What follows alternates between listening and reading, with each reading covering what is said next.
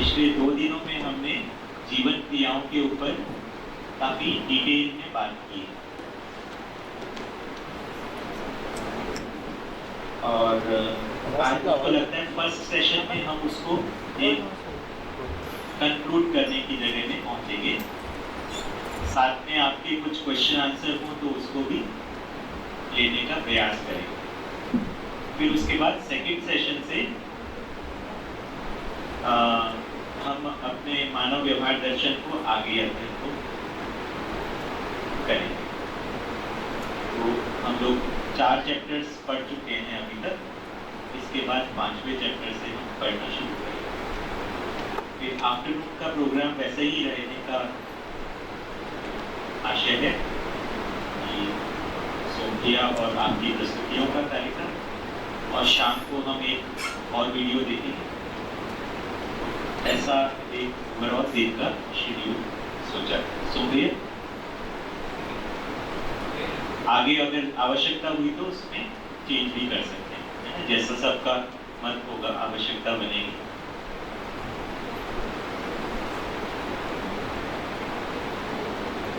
तो एक तो मैं बात ये रखना चाह रहा था कि हम लोगों ने काफी डिटेल में जीवन के बारे में कुछ बातें की हैं यहाँ पे, है ना?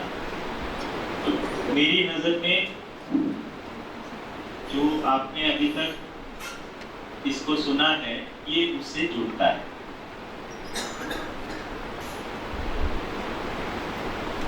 उसके क्रम में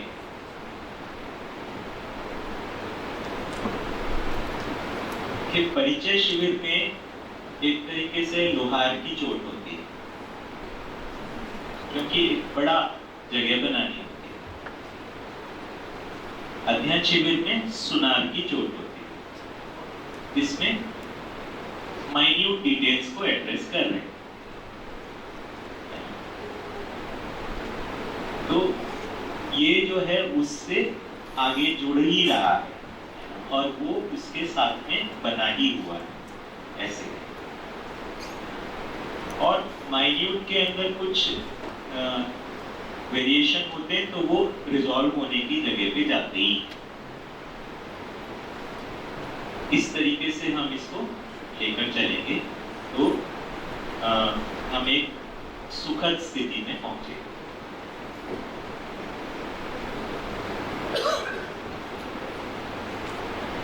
तो एक मैं कॉन्सेप्ट रखना चाह रहा था, वो जीवन की क्रियाओं से संबंधित जो अब तक बात हुई है उसी के आगे या उसी से जुड़ता हुआ। वो जीवन में हर एक स्तर पर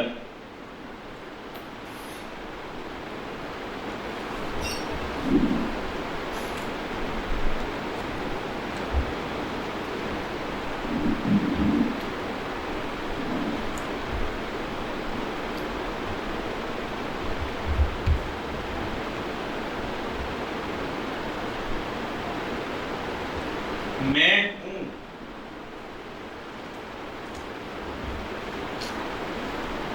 इसका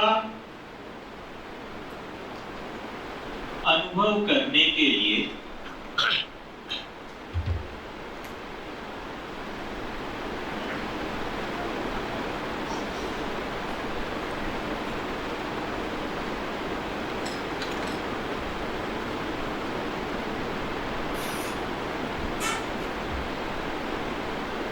दूसरा चाहिए।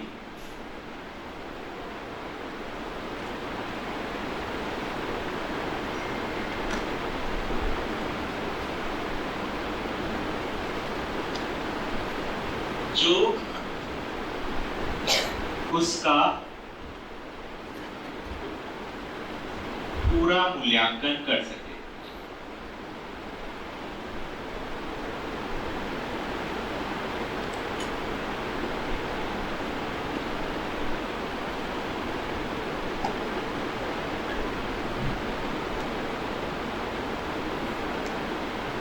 दूसरा है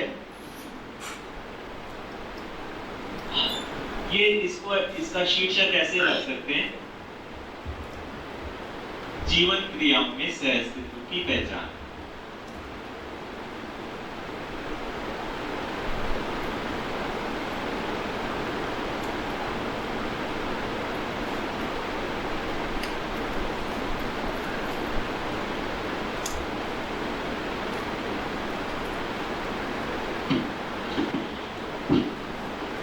दूसरा बात है, हर स्थिति पे मेरी गति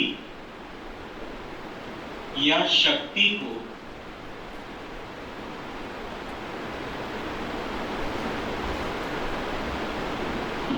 प्रकाशित करने के लिए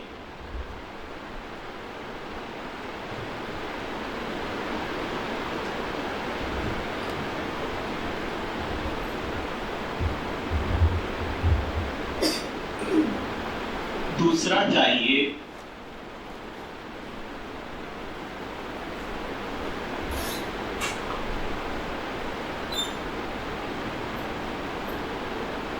जो मेरा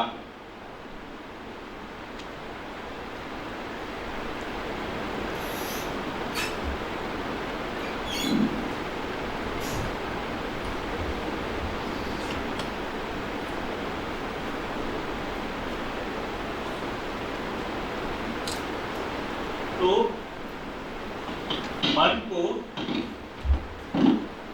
मन की जो स्थिति है वो वृत्ति में पूरी हो रही है, और मन की गति जो है वो शरीर के साथ पूरी हो रही है।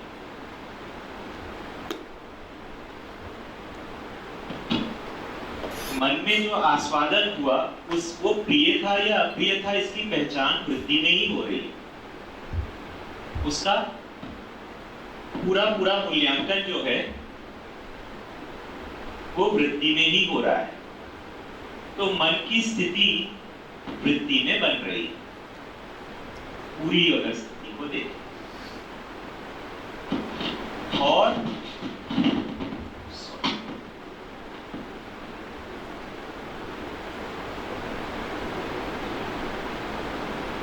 मन की जो गति है चयन के साथ शरीर के साथ ही बन रही है।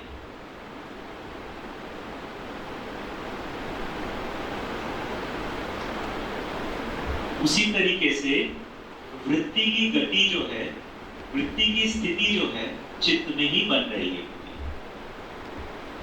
और वृत्ति की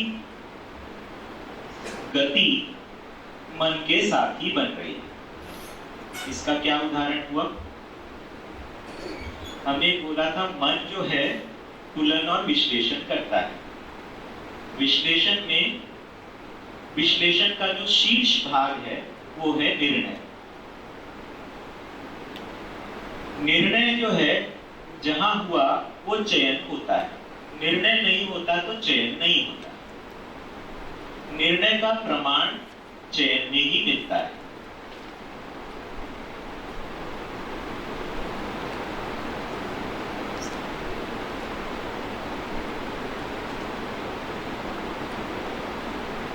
मन जो है शरीर की स्थिति को नाम सकता है।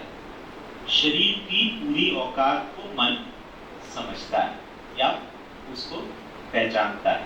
मन शरीर का दृष्टा है।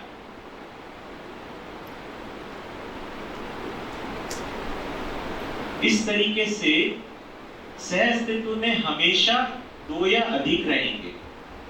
मन का अध्ययन करने के लिए वृत्ति और शरीर को रखना आवश्यक है। वृत्ति का अध्ययन करने के लिए चित्त और मन को रखना आवश्यक है।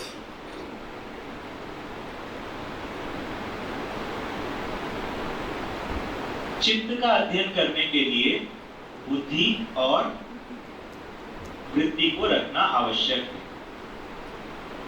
आत्मा का अध्ययन करने के लिए व्यापकता और बुद्धि का को रेफरेंस में रखना आवश्यक है। तो ये जो स्थिति क्रिया है आस्वादन की जो स्थिति है वो तुलन के इसके वृत्ति के साथ बन रही है, और चयन की जो गति है वो शरीर के साथ बन रही है।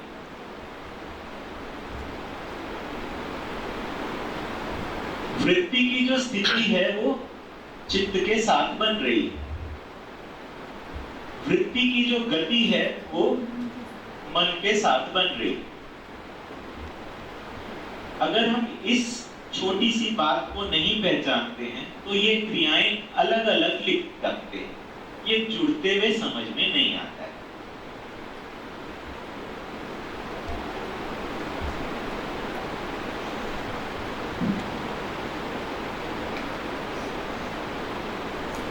चित्त वृत्ति को देखता रहता है तथ्य की अपेक्षा में कि जो तुलन हुआ उससे तात्विकता मिली कि नहीं मिली। तो तुलन की स्थिति यही बन रही या पूरी हो रही, इसकी गति चयन के साथ ही हो रही। ये अगर हम इस तरह लिंक नहीं बैठाते हैं तो ये क्रियाएं अलग अलग छितराई भी नजर आती हैं।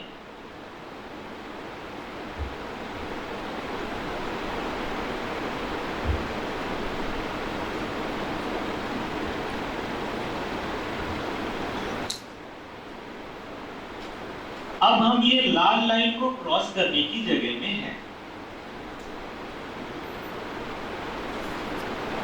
चित्त का अध्ययन कर रहे हैं, उसके लिए बुद्धि और वृत्ति का अध्ययन आवश्यक है।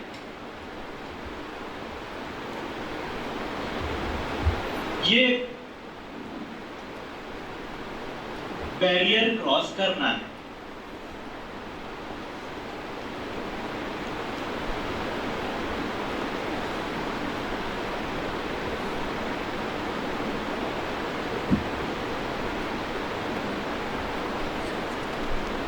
आत्मा तक सहअस्तित्व की पहचान है। आत्मा व्यापक के साथ सहअस्तित्व को पहचानता है।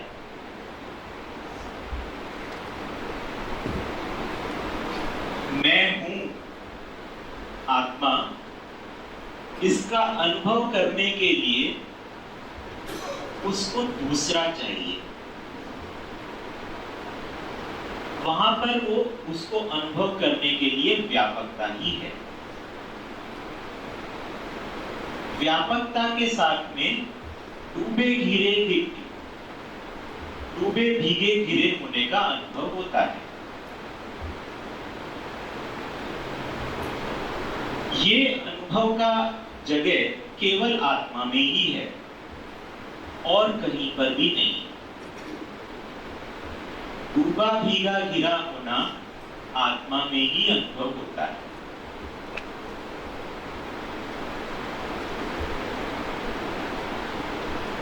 तर्क में ये पूरा नहीं होता, चित्रण इसका बनता नहीं। ये यहां तक कि बुद्धि में भी नहीं आता, अवधारणा में भी नहीं आता, इसका केवल अनुभव होता है।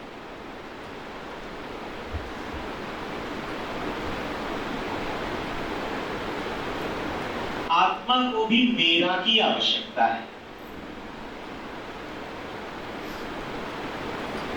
अनुभव को प्रकाशित करने के लिए उसको बुद्धि चाहिए, बुद्धि को चित्त चाहिए, चित्त को वृत्ति चाहिए, वृत्ति को मन चाहिए। तो इस तरीके से आत्मा को मन चाहिए।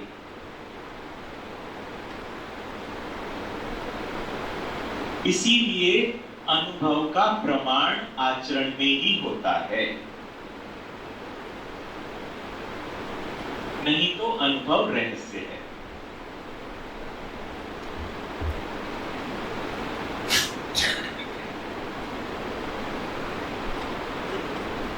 तो हर स्तर पर मैं है, और उससे अधिक है और उससे, ये इसका साधन है, वो उसका गुरु है, आधार है। मन का वृत्ति मन का स्वामी है, शरीर मन का सेवक है। ये उनकी नेचुरल स्टेट है।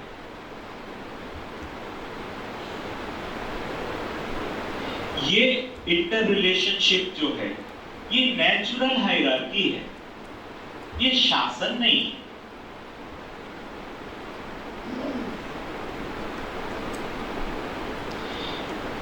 मन में अपेक्षा ही है कि वृत्ति उसको मूल्यांकन करे। मन में मीठा ही है, पर रुचि की पहचान वृत्ति में ही हो रही है कि ये प्रिय है या नहीं है, इसकी पहचान वृत्ति में ही हो रही है।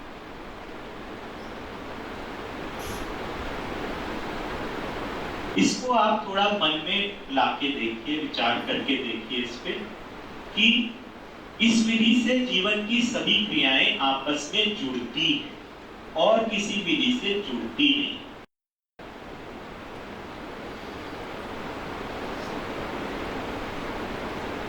सह अस्तित्व का मतलब एक से अधिक होना ही है। इसकी स्थिति यही बन रही है पूरी, इसकी गति इसके साथ ही हो रही है। इसकी स्थिति यही बन रही है, इसकी गति इसके साथ ही हो रही है। अगर हम केवल स्थिति गति यही देखते हैं तो बात बनती नहीं।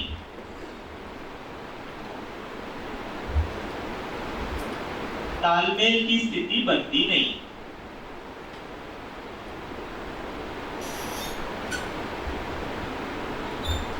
जीवन की हर स्तर, जीवन का हर स्तर अपना निश्चित काम करता है और अपने से ऊपर से मूल्यांकन चाहता है और अपने से नीचे का उपयोग चाहता है।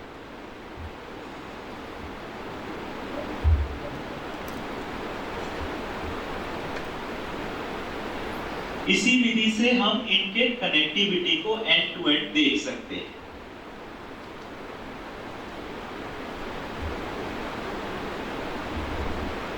नहीं तो इन लेयरिंग का मतलब ज्यादा समझ में नहीं आता है। सह अस्तित्व ही वो ग्लू है जिससे जीवन की क्रियाओं में तारतम्यता समझ में आती है। यहाँ इकाई और इकाई का सह अस्तित्व है, यहाँ इकाई और व्यापकता का सह अस्तित्व। इकाई और व्यापकता का सह अस्तित्व आत्मा में ही स्पष्ट हो रहा है। आत्मा ही सह अस्तित्व में अनुभव करती है, बुद्धि आत्मा में अनुभव करती है,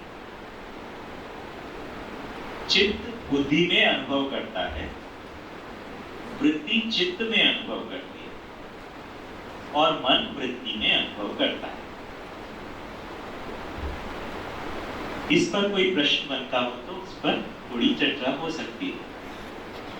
कल आपने जो वीडियो सुना उसमें एक पॉइंट पे मैंने बोला था ठीक है बाबा हो जाएगा, आई थिंक इसको हम सेट कर लेंगे। देखा इस एरिया में जल्दबाजी नहीं करना है ना।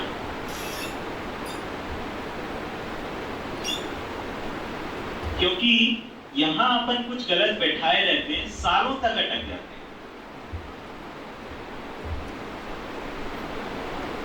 जैसे एग्जांपल दे अपना एग्जांपल दे सकता हूं। जैसे 2006 में जैसे कल की जो रिकॉर्डिंग था उसके अंदर इस तरीके से आया, साक्षात्कार हुआ, साक्षात्कार के बोध, बोध के बाद अनुभव, अनुभव के बाद प्रमाण से। दूसरा ये बात आती है कि या तो 4.5 है या 10 है ना। तो खाली हम इसको जब तक डिटेल में नहीं करेंगे तो क्या होता है, मतलब साक्षात्कार फिर ये पूछते हैं कि साक्षात्कार अगर खाली हम एक लाइन पकड़ लें, साक्षात्कार अधूरा होता है या पूरा होता है? पूरा ही होता है ना? तो साक्षात्कार हुआ या नहीं, इसके क्या बेसिकली चेक है? कोई आचरण है। आचरण कैसे होगा? अनुभव के बिना आचरण में प्रमाण नहीं है। तो क्या इससे कंक्लूजन निकला? साक्षात्कार सीधा अनुभव हो जाएगा।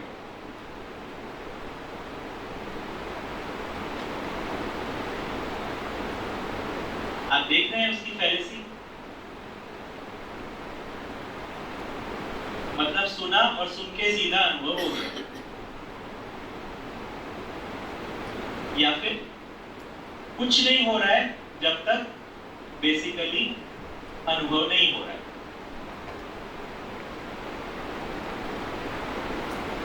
ये इसका एक एग्जांपल है। ऐसे अनेक एग्जांपल हो सकते हैं।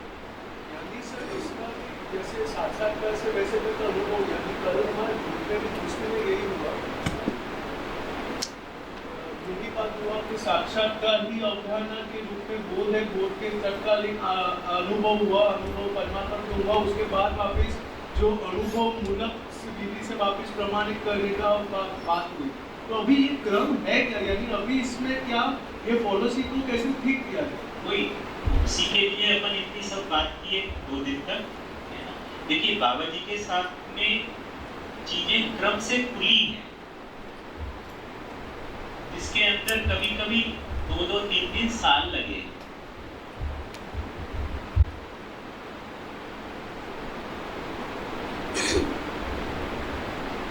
तो बेसिकली कोई चीज का संवाद में एक ब्रिज होने की आवश्यकता है। ये कम्युनिकेशन ठीक हो जाए, उसको उसके तार बैठे, उसको क्लियर हो, उसका क्रम स्पष्ट हो जाए। क्रम कहाँ स्पष्ट हो रहा है? वृत्ति में। ये उसमें समय लगता है। एक लाइन पकड़ के, 4 लाइन पकड़ के हम कुछ कंक्लूजन ड्रॉ कर लें, उससे होता नहीं। इसलिए किताब अध्ययन नहीं करा सकते। अध्ययन के लिए साथ में एक आदमी चाहिए। किताब सूचना है,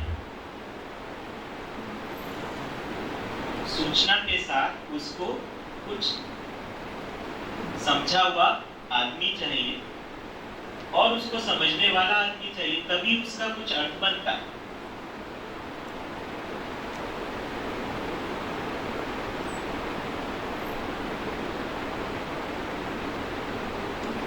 ठीक है ना? देखिए ये सही है कि बाबा जी के सारे प्रेजेंटेशंस में वो यहां पैर रखने की जगह नहीं दे रहे।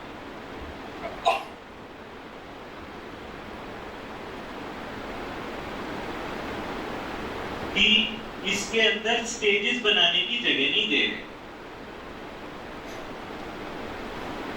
तो जीव चेतना और मानव चेतना के बीच में कोई पुरोहित चेतना नहीं।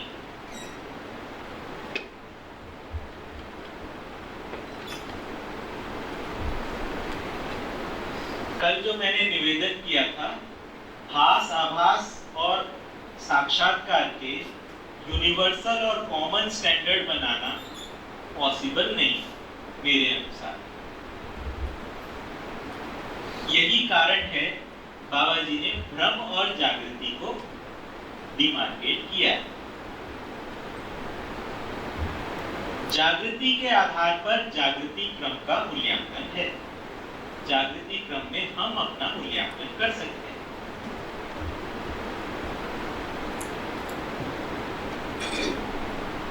अभी तक जितना बोला उसके ऊपर अगर कुछ प्रश्न बनता हो तो बताइए। अध्ययन में कैसे जाता?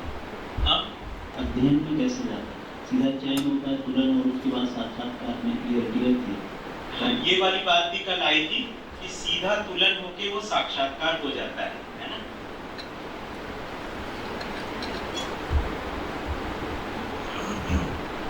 तो ये हम लोग इस बारे में हम लोग चर्चा किए थे।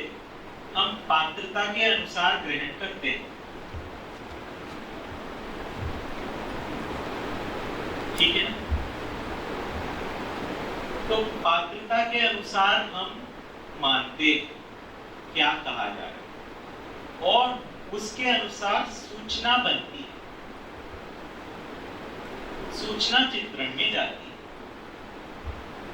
अध्ययन में भी चित्रण होता ही है। अभी आप कर ही रहे हैं, आप बात भी कर पा रहे हैं उसी आधार पे, आप कपड़े पहने, आप ऑफिस पहने, ये सब चित्रण की क्रिया ही, तो ये सब हो ही रहा है। तो अध्ययन में चित्रण का उपयोग ही है, स्मरण पूर्वक ही अध्ययन। तो शब्द का स्मरण होता है।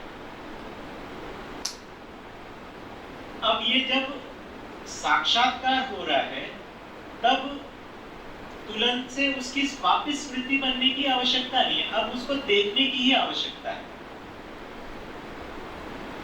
जो हमने स्वीकारा, उसके तर्क को व्यवस्थित किया, है ना, उसके अनुसार अपने व्यवहार और कार्य को सजाया। अब ये व्यवहार और कार्य को अब वापस उसका स्मरण बनाने की क्या जरूरत है? स्मरण का काम हो गया। तो स्मरण पूर्वक होने वाली क्रिया, अध्ययन। तो प्रयास और प्रक्रिया के बाद में क्रिया। तो प्रयास जो है सुनने का प्रयास होता है, समझने की, सोचने की प्रक्रिया होती है, साक्षात्कार की क्रिया होती है।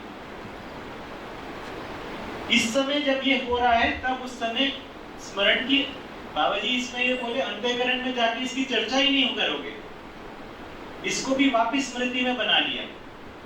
स्मृति का स्मृति से ही हो रहा है। बीज डाला, उससे पत्ते ही पत्ते उगे जा रहे हैं, फल आ ही नहीं रहा है। हमारे विचार, हमारी इच्छाएं, हमारी स्मृतियां, हमारे ही तो फूल पत्ते हैं, फल तो ये है ना।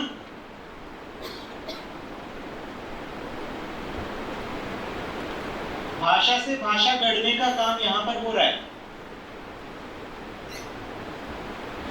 भाषा से भाव की पहचान यहां पर हो रही है।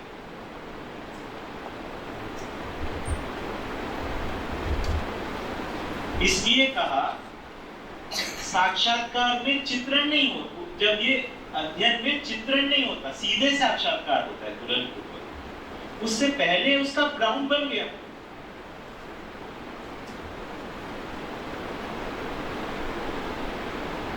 और ये क्रमिक होने वाली चीज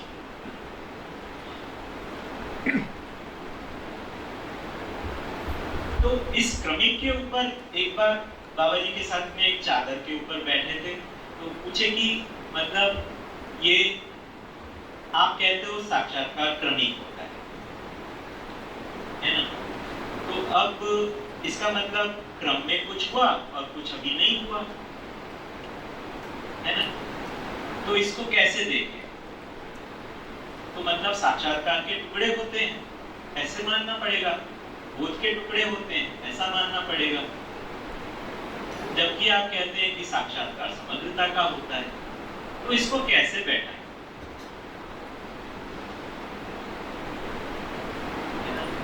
वहां पर तो क्योंकि टुकड़े होना तो भाषा के साथ ही होता है, तर्क के साथ ही होता है, वहां टुकड़ा है नहीं, अर्थ में टुकड़ा होता नहीं है।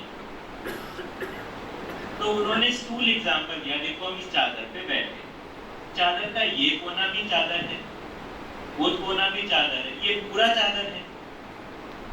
तो इस तरीके से जो भी कुछ सार्थकता के अर्थ में स्वीकृत होता है या चित्त की बुद्धि की अनुरूपता बनती है, वो समग्रता के अर्थ में ही बनती है।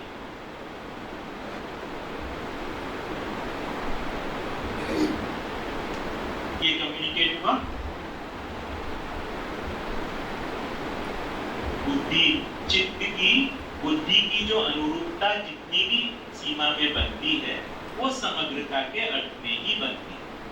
ये क्रम से होने वाली चीज है और उसके पात्रता के अनुसार अग्रिम गति होती है। और ये एक दिन जाके चित्त जो है पूरी तरीके से बुद्धि के अलाइनमेंट में हो जाता है। ऐसा होने पर आत्मा उसके ऊपर लगा देती है। बुद्धि को अपने आप से तृप्ति नहीं, बुद्धि को आत्मा की उम्र चाहिए। जैसे एक बच्चा होता है तो उसको वो कुछ भी कर रहा होता है, उसको उसकी एक नजर जो है माँ पर रहती है या अपने बड़े पर रहती है कि वो ठीक तो कर रहा है ना वो। उसी तरीके से हर स्तर के ऊपर एक नजर ऊपर की तरफ है और एक नजर नीचे की तरफ। क्या वाक्य आया था कल के वीडियो में? बुद्धि की नजर अनुभव से प्रामाणिकता की अपेक्षा में रहता है और है ना, चित्त से अर्थ की अपेक्षा में। अर्थ मिलता नहीं है तो ये चुप बैठा है, उसका कोई रोल ही नहीं। क्या रोल नहीं है मतलब? उसका एंगेजमेंट नहीं।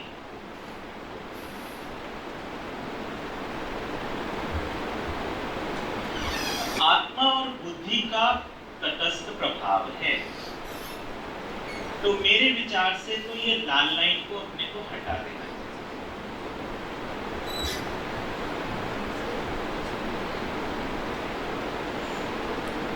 लाल लाइन से ऐसा लगता है कि इसको हम क्रॉस नहीं कर सकते, वो एक अलग ही दुनिया है, ये एक अलग ही दुनिया है।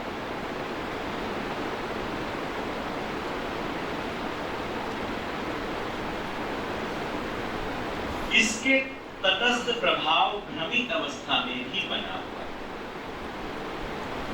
बाबा जी जो कहते हैं मानव 51% से अधिक सही है, उसका मतलब क्या है? उसका मतलब जो मुझे समझ में आया है, मानना बुद्धि में भी होता है। कुछ बातें हम मानते हैं, वो अस्तित्व सहज है, भले ही हम उनको जानते ना हो। वो सहीपन बुद्धि में है या बुद्धि के अलाइनमेंट में चित्त है। जैसे शरीर से अधिक मैं कुछ, बहुत सारी चीजें हैं जो कि हम सही ही एक्चुअली हैं और वास्तव में अनुभव के बाद भी वो सही ही है। तो जो मानी हुई चीज है, कई चीजें जो है मानने का क्षेत्र है। पात्रता से हम मानते हैं, निष्ठा पूर्वक अध्ययन करने से हम जानते हैं। माने हुए को जानना अध्ययन, जाने हुए को मानना प्रमाण।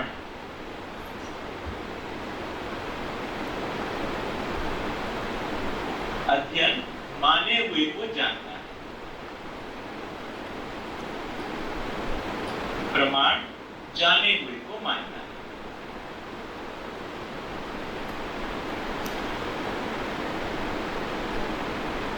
इसमें अभी तक में कोई या कल के प्रेजेंटेशन में कुछ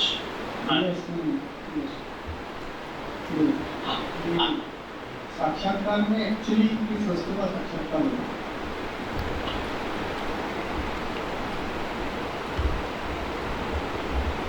देखिए, इसके लिए कई तरीके से भाषा का प्रयोग किया गया। स्वभाव धर्म का साक्षात्कार होता है, मूल्यों का साक्षात्कार होता है ना? बुद्धि की अनुरूपता में चित्त हो जाना साक्षात्कार, चित्त का बुद्धि को पहचान लेना साक्षात्कार है ना? उसी तरीके से समग्रता का साक्षात्कार है। इस तरीके से अनेक भाषाएं बनती हैं, वो सब भाषाएं की।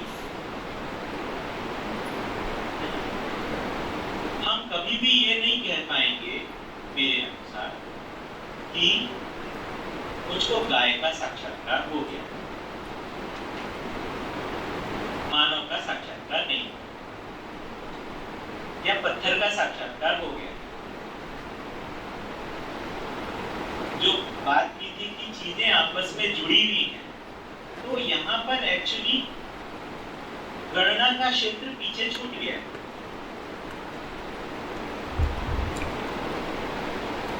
तो गणना की जो जगह है चित्त तक ही है। ये इस तरीके से जो साक्षात्कार है वो पूरे के लेके कुछ क्लैरिटी है, पूरे से जुड़ती है, और वो जितनी क्लैरिटी है वो अपने आप में पूरी है, क्योंकि वो आत्मा के साक्षी है। क्रमिक हो रहा है कि या कोई एकदम से कोई ऐसी घटना घटेगी जिसमें सब कुछ हो जाएगा? मुझे तो ये क्रमिक ही समझ में आता है, और मैं यहाँ तक भी मानने को तैयार हूँ कि कुछ चीजों में अलाइनमेंट हमारा पिछला ही पहले ही है, लेकिन उसका तर्क व्यवस्थित नहीं हुआ, तो हम उसको जी नहीं पा रहे, भले ही हमें उसकी जो है जगह बन गई, जगह है।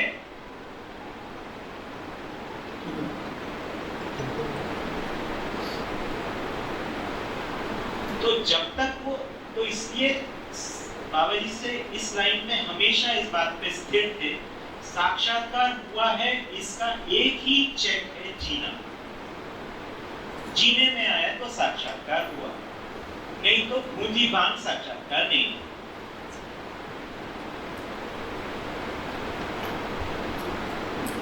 ये 4:30 से 10 एक सीधा जंप है या ये भी क्रमिक? हम क्रम की ही बात कर रहे हैं। जितना जितना हमको बुद्धि की अनुरूपता में होता जा रहा है, उतना उतना संकल्प बनता जा रहा है,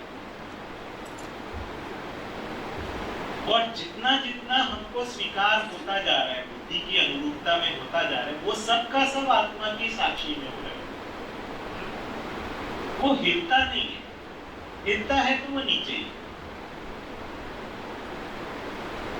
जो चीज अपने में स्थिर हो गई, जैसे कल भी भैया ने प्रेजेंट किया था, कहीं एक जगह जाके ये स्थिर हो जाता है कि मैं जीवन हूं, शरीर से अलग, ये एक सच्चाई के रूप में अपने को आ जाता है।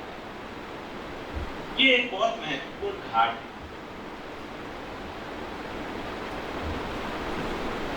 ऐसे ही कुछ सच्चाइयां जो हैं वो अपने को स्वीकार हो जाती है, वो हिलती ही नहीं है ना। तो निरंतरता और नित्यता का धारक वाहक बोध और बुद्धि और आत्मा ही है। निरंतरता और नित्यता को लेकर होने वाली स्वीकृतियां उसके योग्य हैं, चाहे वो मानी हुई स्वीकृतियां ही क्यों ना हो।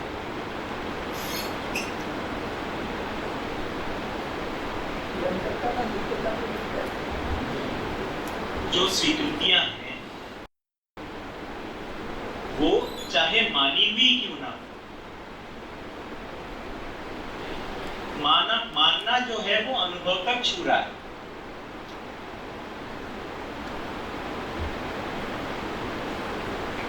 मानना अनुभव तक छू रहा है। जानने की शुरुआत, जानने की पूर्णता,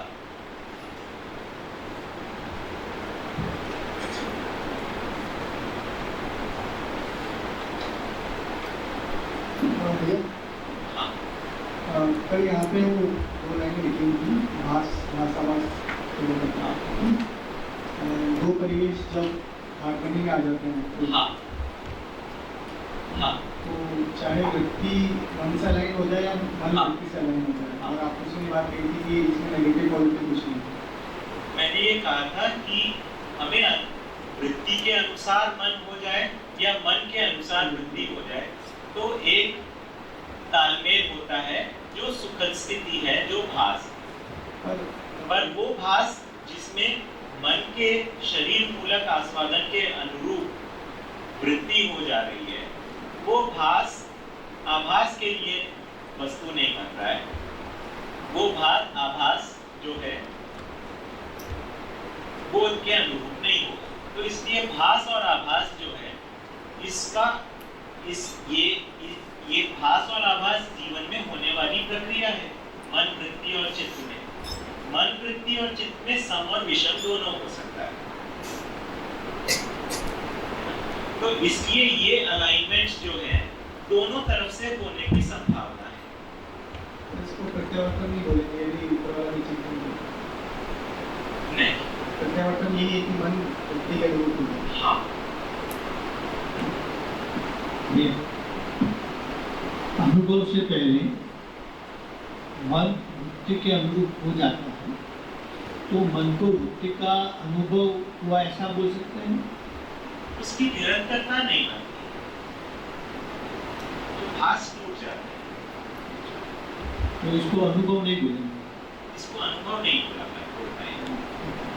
फिर बुद्धि आत्मा के अनुरूप हो जाती है तो बुद्धि आत्मा में अनुभव करती है। जी, और उसी के साथ आत्मा व्यापकता में अनुभव करती है। दोनों साथ में ही होता है। मेरा प्रश्न है कि अनुभव से पहले बुद्धि आत्मा का अनुभव कर सकती है? नहीं, वहां पर पहले और बाद की बात नहीं। उसको बाबा जी ने उसके लिए कहा ये तत्काल होता है, साथ साथ होता है, क्योंकि बुद्धि में अवधारणा बोध हो जाए उसको नकारने का कोई कारण नहीं बन रहा है आत्मा। तो जैसे जैसे बुद्धि आत्मा के अनुरूप बनती जाती है और हम ऐसा भी बोलते हैं कि बुद्धि अपनी सृष्टा को पहचानती नहीं, तभी इसमें अहंकार है। अपने से श्रेष्ठ को तब तक नहीं, जब तक उसके आत्मा में समर्पित नहीं हो रही है तब तक उसमें उसका उसको अहंकार है। तो अभी हम ऐसा समझ रहे थे कि साक्षात्कार जैसे जैसे होता है क्रमिक तो बुद्धि इसको यश बोलती है। तो बुद्धि में भी साक्षात्कार के साथ कुछ कुछ चीजें इसमें या ऐसा बोला जाए कि चित्त का बुद्धि के अनुरूप होना शुरू होता है। ये बिल्कुल चित्त का बुद्धि के अनुरूप होना शुरू होता है। चित्त कभी भी बुद्धि को सिखा नहीं रहा है। जी, तो उसके साथ बुद्धि का आत्मा के अनुरूप होना चालू हो जाता है या वो साथ में ही होता है अनुभव? आत्मा उसका दृष्टा बना रहता है, लेकिन बुद्धि जो है उसकी उपेक्षा करी रहती है, क्योंकि बुद्धि में उसकी आवश्यकता नहीं बनी। बुद्धि में उसकी आवश्यकता अवधारणा बोध के साथ नहीं बन गई, अवधारणा बोध पूरा होने के साथ नहीं बन गई। तो बुद्धि का प्रत्यावर्तन तभी हो पा रहा है जब अवधारणा बोध पूरी हो, तब वो अपने से श्रेष्ठ को पहचान पा रही।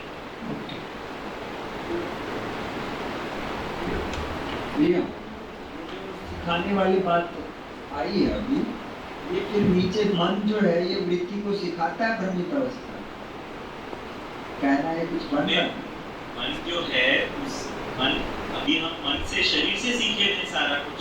हाँ, क्योंकि विषम का प्रवेश यहाँ तक हो सक रहा है। ठीक बात।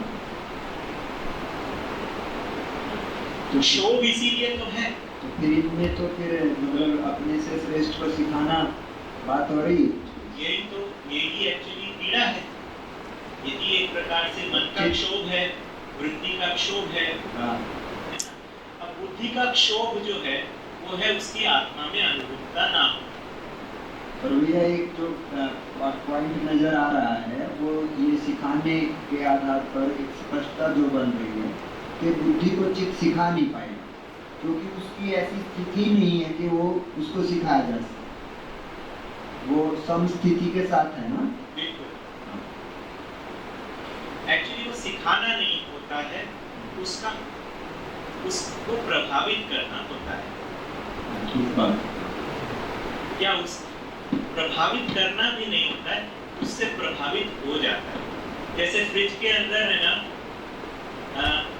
कुछ फल रखते हैं, तो फ्रिज उसको प्रभावित कर रहा है या वस्तु प्रभावित हो रही है।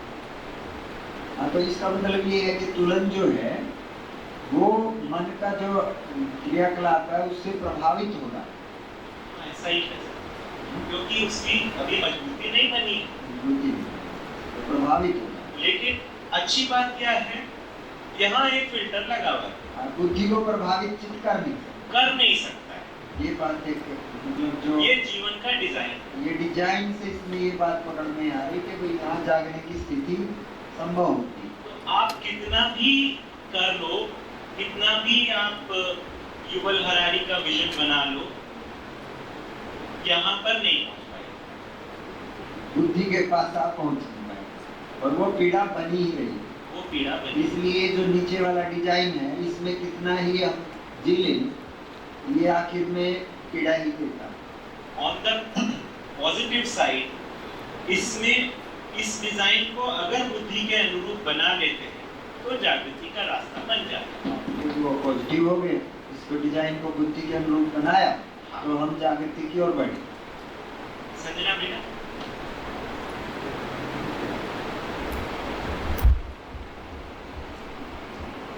भैया मेरा क्वेश्चन वहाँ पे साइड में जो 2 सेंटेंसेस लिखे हैं उसमें पहले वाले में है कि पहला तो ये दूसरा कौन है और उसका पूरा मूल्यांकन कैसे करें? देखिए, जैसे मन के लिए दूसरा वृत्ति, तो मन में मीठा प्रिय है या अप्रिय है, इसको वृत्ति ही पहचानता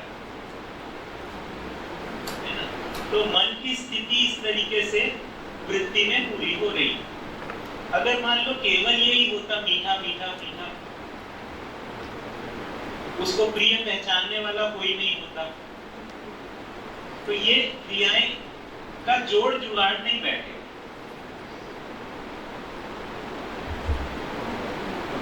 तो मतलब ये हर स्टेट, मतलब हर फैकल्टी की बात हो रही है यहाँ पे कि हर फैकल्टी के अनुभव के लिए दूसरा Exactly, इसको अपने को थोड़ा मन में इसको थोड़ा मनन करना होगा।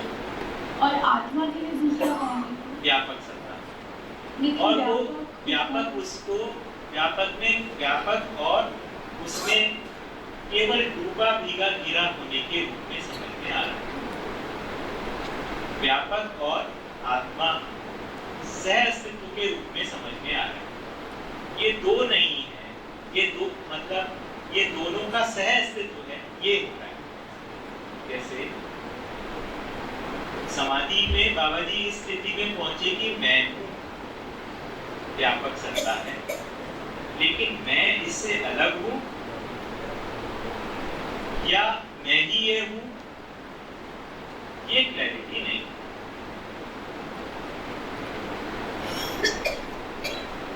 तो जब हम आत्मा की बात करते हैं तो उसका पूरा मूल्यांकन कौन करता है? देखिए, आत्मा के ऊपर मूल्यांकन करने वाली बात नहीं, वहां पे वो व्यापक सत्ता ही है, वो वहां पर प्राप्ति योग हो जा रहा है। बाकी के लिए प्राप्ति योग,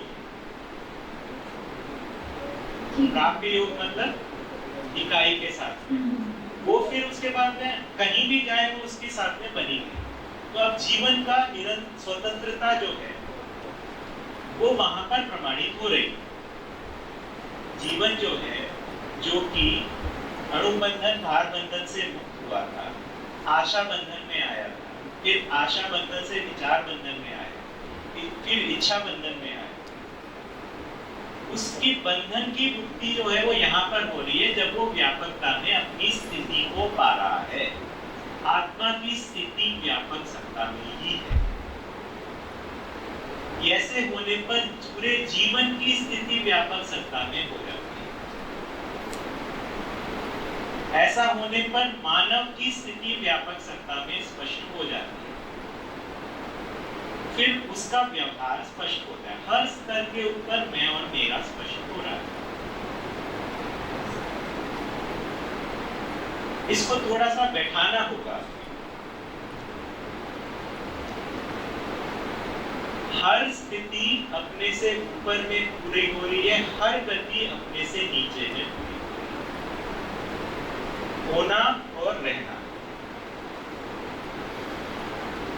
ये इंटरलिंकेजेस जो है इसमें पहचानते हैं तो जीवन की क्रियाओं में एंड टू एंड कनेक्टिविटी हमको स्पष्ट होती है।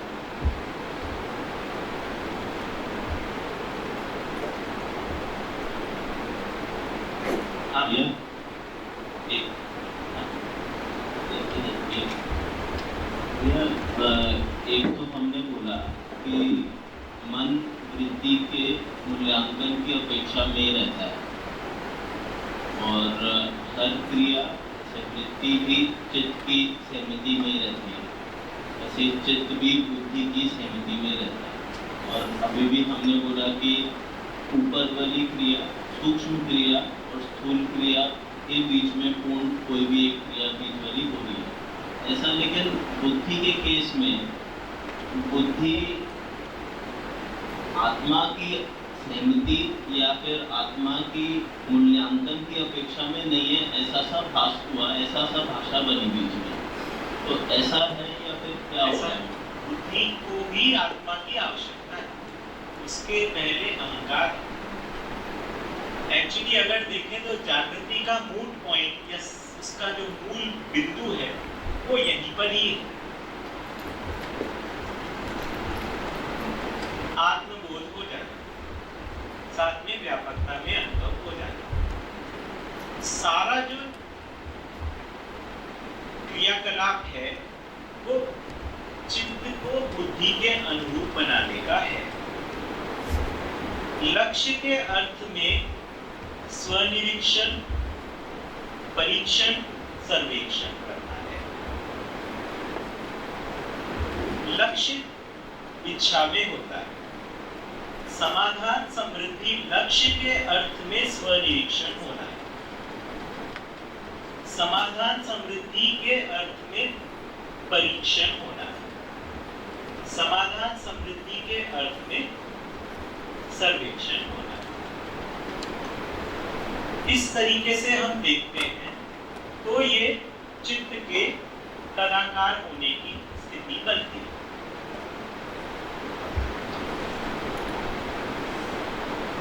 प्रोसेस ये ऐसे ऐसा मेरी स्वीकृति है। क्रियाओं के अंदर सहअस्तित्व को पहचानने की बहुत आवश्यकता है। यहाँ पर क्रिया और क्रिया का सहअस्तित्व पहचान में आएगा। यहाँ पर व्यापक और क्रिया का सहअस्तित्व समझ में आएगा। फिर व्यापक और क्रिया का सहअस्तित्व क्रिया और क्रिया के सहअस्तित्व के में का आधार बन जाता है।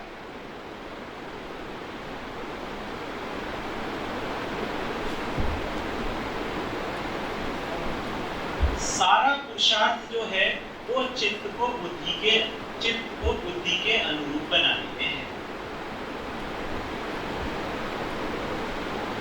इसका एक भाग है शास्त्र अभ्यास, एक भाग है व्यवहार अभ्यास और एक भाग है कर्म अभ्यास। शास्त्र अभ्यास से हम भाषा के द्वारा मानसिकता पर नकेल डालते हैं।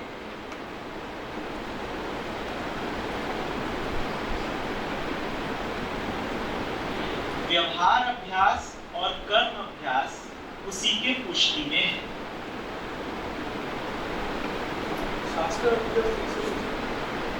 शब्द के द्वारा मानसिकता को व्यवस्थित करना। देखिए विचार शब्द के साथ चलता है। आप सोच के देखिए, कोई भी विचार करके देखिए, बिना भाषा के करके देखिए।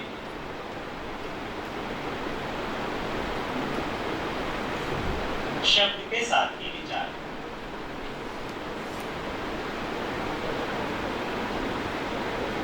प्रतीक के साथ ही विचार।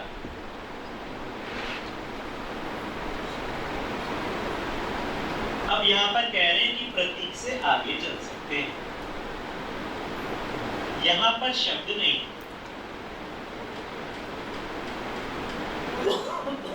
से आगे आ सकता है, यानी वो डायरेक्ट कुछ कह रहे हैं कि इसी को वो साक्षात है।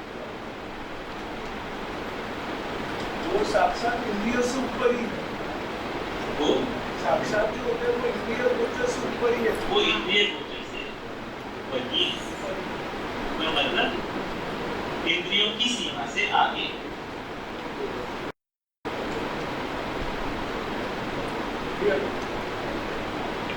यहाँ पे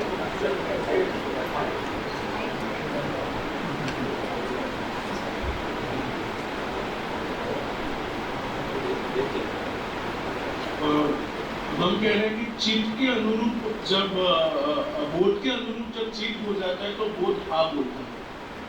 बुद्धि के अनुरूप जब चित्त हो जाता है तो बुद्धि उसको बोलता है हाँ, क्योंकि बुद्धि सम है।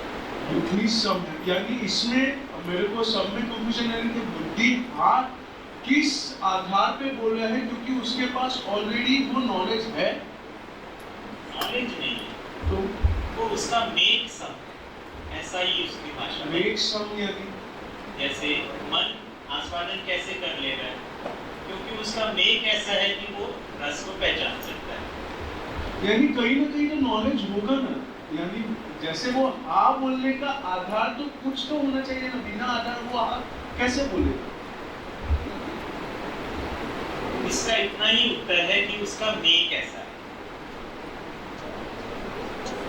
उसमें पहले से ज्ञान समाया है न्याय धर्म सत्य का, तो फिर उसको उसका प्रभाव भी होना था।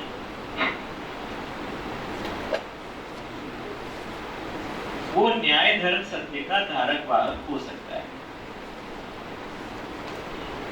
न्याय धर्म सत्य का धारक वाहक कब हो पा रहा है? वो आत्मबोध के साथ।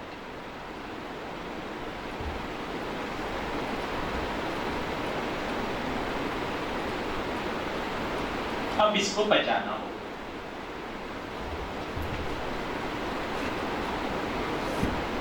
क्योंकि चित्त कभी भी बुद्धि को सिखा नहीं रहा है। आत्मा में अनुभव से पहले अनुभव है नहीं।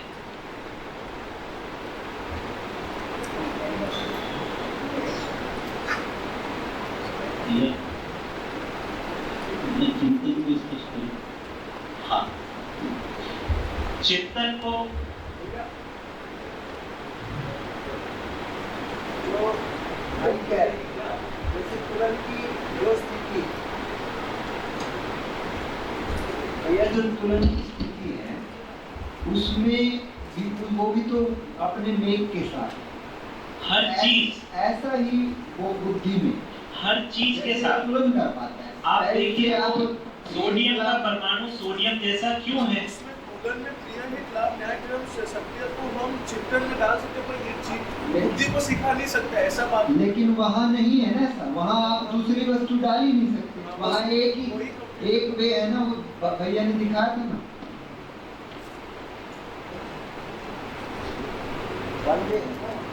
तो चित्त कभी भी बुद्धि को सिखा नहीं रहा। मेरे को लगा था सिखा रहा है, इसके लिए बोध में जो सिखा रहा है दूसरे सब बढ़ रहा है, इसके लिए वो सब है मेरा ऐसा करना। बुद्धि का नेचर ही सम है, बुद्धि सम वस्तु है, आत्मा मध्यस्थ वस्तु है। सम यानी कुछ ज्ञान बढ़ रहा है उसको हम सम कह रहे हैं। जागृति क्रम के अर्थ में मन वृत्ति चित्त में कोई भी गति होती है या नियति की अनुषंगीयता में कोई भी गति होती है, बुद्धि उसको हाँ बोलता है। हाँ बोलना ही सब है, वो उसका नेचर ही है। It's like it is sitting, और उस जब मैग्नेट है उसके सामने जब लोहा आता है तो वो चिपकता है, लोहा नहीं आता है तो मैग्नेट बैठा है। तो मेरे को ये सब नहीं समझ में सम आप इसमें कैसे बोध का जो सम है वो कैसे डिफाइन करें? बोध जो हो रहा है वो अनुभव मूलक विधि से हो रहा है, उससे पहले बोध नहीं।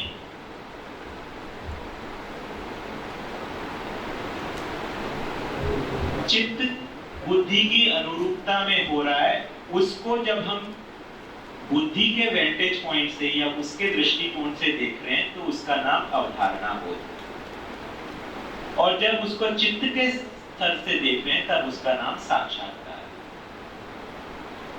और जब उसको आत्मा के वेंटेज पॉइंट से देख रहे हैं तो उसका नाम अनुभूति है।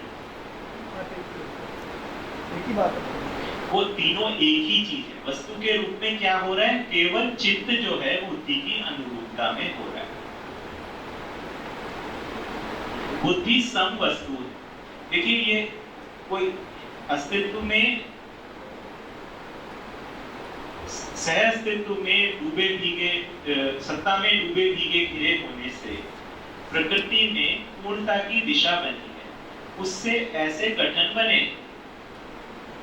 अब ये सोडियम का परमाणु ऐसा सोडियम जैसा ही क्यों बना है ना? ये जलने पर पीला ही क्यों होता है ना? तो उसमें भी मध्यांश है ही। तो इस प्रकार से ये जो क्रिया है ये उसका जीवन का गठन ही ऐसा है कि आत्मा मध्यस्थ है, बुद्धि सम है और चित्त, वृत्ति और मन सम विषम है।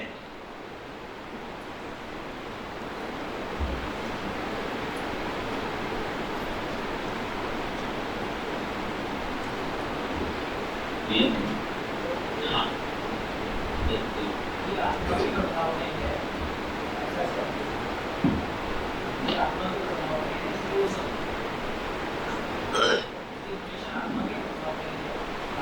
हाँ, ये कह सकते हैं कि बुद्धि का वेग ही ऐसा है कि वो सम है। बुद्धि आत्मा का प्रभाव स्वीकारी नहीं है, नहीं तो वो मध्यस्थ होती। बुद्धि का जब तक प्रत्यावर्तन नहीं हुआ है तब तक बुद्धि आत्मा के प्रभाव को स्वीकारी नहीं है। प्रभाव तो वस्तु है तो उसका प्रभाव है ही, पर बुद्धि अभी मध्यस्थ नहीं है। बुद्धि का प्रत्यावर्तन होने पर ही बुद्धि मध्यस्थ हो रही, तब बुद्धि को हम सम मध्यस्थ कहेंगे। फिर पूरा जो है वो मध्यस्थ का प्रभाव जो है पूरे जीवन के ऊपर आ जाता है।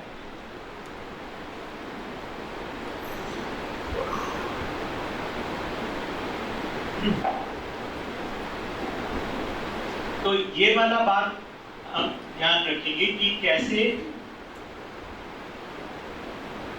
स्तर जो है वो आपस में जुड़ रहे हैं। हर स्तर से पीछे वाला या ऊपर वाला जो है उसमें उसकी स्थिति पूरी हो रही है और उससे नीचे वाले में उसकी गति पूरी हो रही है। और व्यापक आत्मा की व्यापक सत्ता में स्थिति पूरी हो रही है, डूबे भीगे फिरे होने के रूप में, और उसकी गति जो है आचरण के साथ, मन के साथ पूरी हो रही है। आत्मा की गति, प्रामाणिकता की गति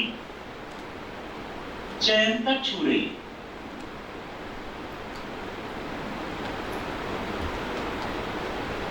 ये ऐसे भी समझ सकते हैं कि मन की जो तुरंत से जुड़ी हुई है, व्यक्ति की साक्षात्कार से जुड़ी हुई है, चित्त की सम से जुड़ी हुई है, ऐसा ही है स्थिति। तो कारण शब्द का भी प्रयोग बाबाजी इसके लिए करते हैं कि पहला, जैसे अपन ने शुरुआत भी ऐसे की थी, सत्ता और प्रकृति है।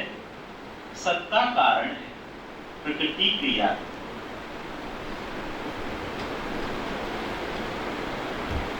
जड़ में सत्ता ऊर्जा के रूप में कारण है और जड़ में ये कार्य ऊर्जा के रूप में प्रकाशित है। मानव में ये ज्ञान के रूप में कारण है और ये कार्य ज्ञान के रूप में प्रकाशित है। कार्य ज्ञान ये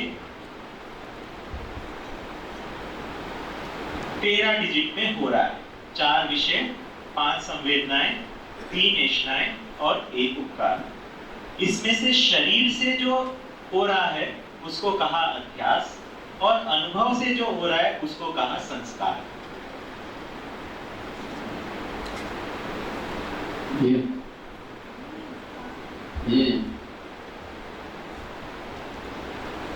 हाँ, आपने जो अपना एक एग्जाम्पल दिया था कि आपको ये पहले ऐसा मानना था कि साक्षात्कार से सीधा अनुभव हो जाता है, वो वाला एग्जाम्पल थोड़ा सा वापस बताएंगे? वो वैसा गलत था ऐसा? देखिए, गलती को वर्णन करने से, उसको गाने से कुछ निकलेगा। मैं खाली समझना चाह रहा हूँ कि वो कैसे आपका स्पष्ट हुआ। स्पष्ट ऐसे हुआ कि वो बैठता नहीं है। उसको लेकर चलते हैं तो वो बैठता नहीं है, अपनी ही गति स्पष्ट नहीं होती है, दूसरे की गति स्पष्ट नहीं होती है, जागृति क्रम का अर्थ समझ में नहीं आता है।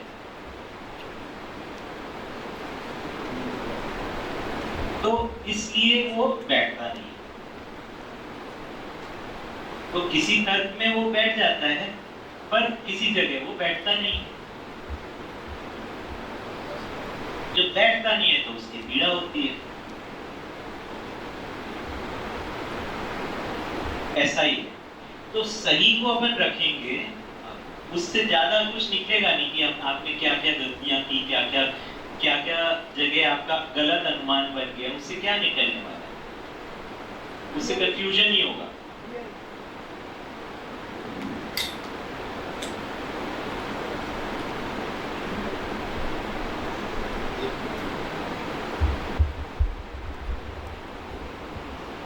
नमस्कार बहन, हमने जो समझा इसको ऐसे समझा कि जैसे आपने अभी बोला कि मैं हूँ, इसका अनुभव करने के लिए कोई दूसरा चाहिए। अब दूसरा कौन है? जैसे मैंने दूसरा जो मैं भ्रमित में अवस्था में रह रही हूँ उसको मान एक सेकेंड के लिए। तो जैसे सारा भैया जी ने भी कहा कि इतना, सोम भैया जी ने बोला कि इतना सारा कुछ करने के बाद भी मैं सह अस्तित्व को फिर से पूछ रहा हूँ कि उसमें तुमने क्या किया 10 दिन के अंदर। तो अभी आपने भी यही कहा कि दूसरा कोई चाहिए। सह अस्तित्व का मतलब तो यही है कि हर आदमी हर इकाई उपयोगिता पूरकता के अर्थ में है। और एक था कि सारा का सारा उन्होंने शुरू से शुरू किया कि अस्तित्व सह अस्तित्व है और सारे अस्तित्व के अंदर दो ही वास्तविकताएं हैं, व्यापक और जड़ व चैतन्य की तरह, और उसी के अंदर सारी प्रकृति भी डूबी हुई है। तो हमने जो आत्मा यानी भाव सारा था कि भाव की दुनिया का कुल मतलब इतना ही है कि मैंने भाव को कैसे पहचाना, होने को, अपनी इकाई के होने को कैसा पहचाना। तो मैं भी नेचुरल एंटिटी हूँ, है ना। तो एक जैसे सारी प्रकृति अपना कार्य कर रही है होने पहचानने के रूप के अंदर या रूप गुण स्वभाव धर्म के अनुसार, ऐसे ही मैंने जब अपनी प्राकृतिक अवस्था के अंदर अपने को देखा, इस शरीर से अलग करके अपने को, तो जाना कि जैसे आत्मा सबसे पहले हमने बाबा जी की परिभाषा संहिता में, और आपने भी वहीं से कल से शुरू किया कि अभी भी आज भी वहीं से शुरू किया कि मैं और मेरा। तो इसमें भी मेरा भी प्रश्न यही था पहले कि मैं कौन। तो परिभाषा संहिता में सबसे पहले हमने मैं को ही देखना चाहा। तो उसमें आया कि गठन पूर्ण परमाणु का मध्यांश आत्मा। तो यानी सबसे पहले आया स्वयं। स्वयं का मतलब आत्मा, कि उन्होंने लिखा है कि आत्मा जब अपना वर्णन करेगी तो उसे इकाई चाहिए। इकाई जब अनुभूत हो जाएगी पूरी की पूरी आत्मा के अंदर, तब वो कुछ भी वर्णन कर सकती है।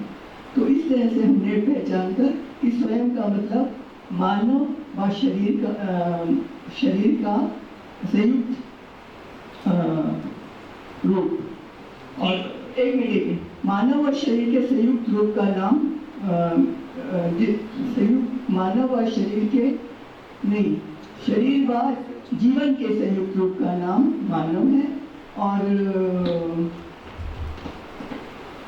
जो मेरा है उसमें स्वयं लिखा ऊपर, उसके बाद मानव कौन, यानी जो मेरा है।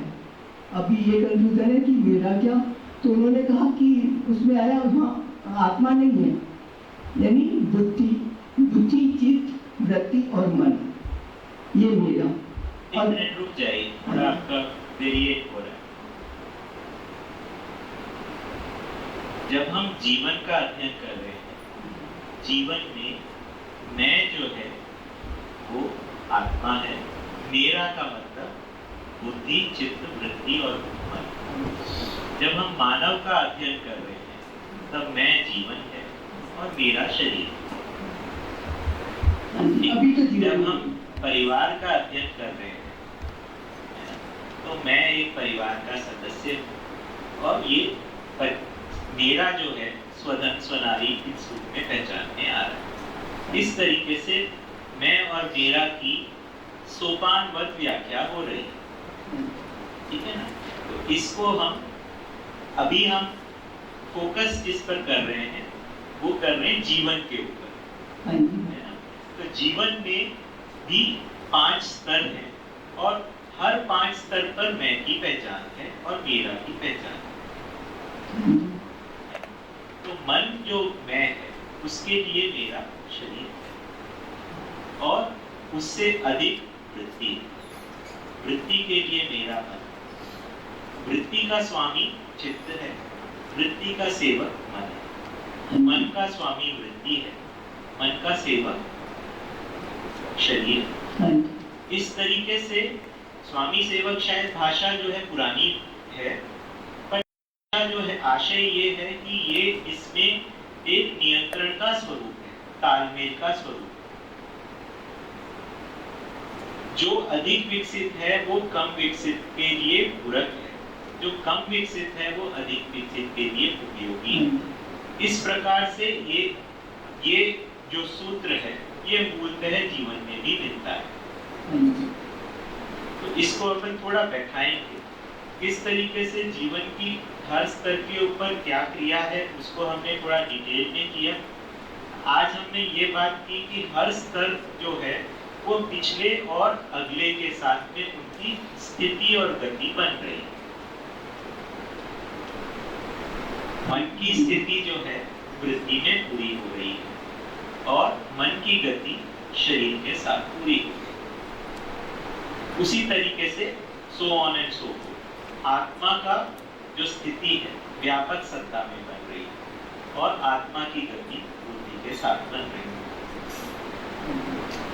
तो इस प्रकार से ये बेसिकली हम इसको बैठाएंगे तो हमें जीवन के स्तरों के अंदर कनेक्टिविटी का आधार बनेगा, सहअस्तित्व का आधार बनेगा। यहाँ पर इकाई और इकाई के सहअस्तित्व की बात, यहाँ पर इकाई और व्यापक सत्ता के सहअस्तित्व की बात। व्यापक सत्ता में अनुभव का आधार अधिकार आत्मा में ही है। जैसे एक सूत्र आपका ये भी था ना बाबा जी का कि समझना हो हॉल टू पार्ट होता है और समझाना पार्ट टू हॉल होता है। तो उसी के हिसाब से हमने ऊपर से देखा सारा कि कैसे ये प्रत्यावर्तन और परावर्तन चल रहा है। तो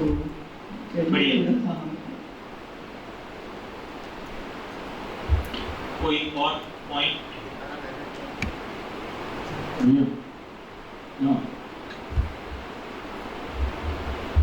तो ये मन वृत्ति चित्त जो है वहाँ पर उंगली रख के समझ सकते हैं कि शरीर के संदर्भ में बातें आती हैं। जैसे ही बुद्धि आता है तो उंगली नहीं रख पा रही और साक्षात्कार और बोध में उंगली रख के डिफरेंस नहीं समझ पा रहे हैं। साक्षात्कार एग्जैक्टली उसका स्वरूप जैसे हमने कहा अवधारणा है और क्रमिक उसका वो धीरे धीरे पुष्ट होगी। जैसे हमारी तुलन दृष्टि में प्रिय हित लाभ की जगह पर न्याय धर्म सत्य की दृष्टि बढ़ती जाएगी, जैसे ही हम धीरे धीरे उसे आचरण में लाते जाएंगे और जैसे ही हम न्याय धर्म सत्य की दृष्टि से देखेंगे तो बोध बुद्धि उसमें हामी भरेगा, समर्थन देगा और धीरे धीरे अवधारणा क्रमिक बढ़ती जाएगी। तो अवधारणा बढ़ती जाएगी ये समझ में आता है। उसके बाद बोध जो है अवधारणा और बोध, अवधारणा बोध एक ही चीज, अवधारणा और अवधारणा बोध एक ही चीज। हाँ, और तो साक्षात्कार जब हो रहा है, जब चित्त में साक्षात्कार हो रहा है वहां पर बुद्धि अपना समर्थन देती है, स्वीकृति देती है। तो साक्षात्कार और अवधारणा बोध के बीच में क्या है वो एक ट्रांजिशन पॉइंट जो है या फिर इवन एग्जैक्टली अवधारणा बोध का स्वरूप क्या होगा वो पकड़ में नहीं आना। साक्षात्कार और अवधारणा बोध एक ही चीज है। साक्षात्कार चित्त को चित्त के स्तर से उसी वस्तु को साक्षात्कार कह रहे हैं, बुद्धि के स्तर से उसी चीज को, क्योंकि बुद्धि के सेम है, यानी आत्मा के स्तर से उसे अनुभूति कह रहे हैं, आत्मा के स्तर से उसको अनुभूति कह रहे हैं, हाँ, बुद्धि के स्तर से उसको अवधारणा बोध कह रहे हैं, चित्त के स्तर से उसको साक्षात्कार कह रहे हैं। इस बात को थोड़ा सा बैठा लिया, ठीक है। दूसरी बात मैंने ये कहा, इस बात का निवेदन किया था या अनुमान किया था कि हम में कुछ ना कुछ पात्रता होती है, चाहे वो इसी शरीर यात्रा में बेसिकली हमारे चित्रणों के प्रभावित होने के कारण बनी हो या फिर पूर्व पात्रता हो। वो पात्रता जो है उसके सम्मुख जो है समग्रता का प्रस्ताव आता है, तब वो बुद्धि को अपील हो जाता है। उसको ये तो नहीं कहेंगे कि साक्षात्कार हो गया, लेकिन बुद्धि का एंगेजमेंट हो गया। बुद्धि के एंगेजमेंट के साथ में अब उसका विचार व्यवस्थित होना है। ये विचार और व्यवहार और कार्य ये उस पात्रता के अनुरूप व्यवस्थित होने पर साक्षात्कार अवधारणा बोध है और उसका संकल्प है। इतना भी शायद मैं जोड़ना चाहूंगा, हम समझ पहले जाते हैं, करते बाद में। जितना हम समझ जाते हैं वो हमारे करने से थोड़ा ज्यादा होता है, जितना हम जान पाते हैं उतना हम कर नहीं पाते। ये हमारा डिजाइन ही है। इसीलिए बाबा जी ने इस बात को कहा, समझ के करो।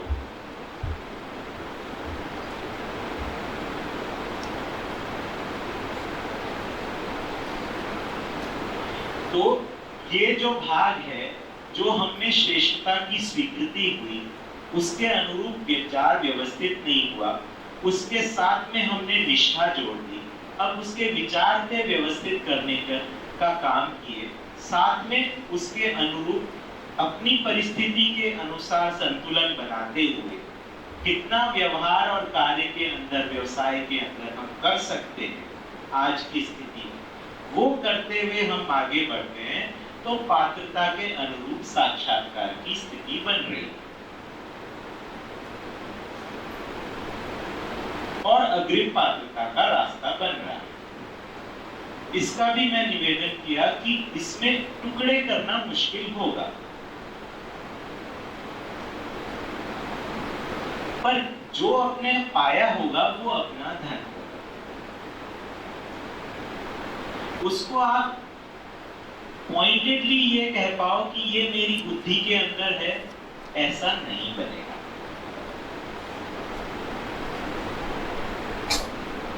लेकिन आत्मा में अनुभव के साथ में ये दृष्टा होना बन जाता है, ऐसा बाबा जी का कहना है।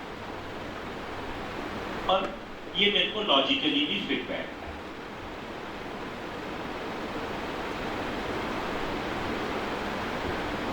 तो एक बात तो ये हुई कि चित्त कभी भी बुद्धि को सिखा नहीं रहा है, चित्त बुद्धि के अनुरूप हो रहा है।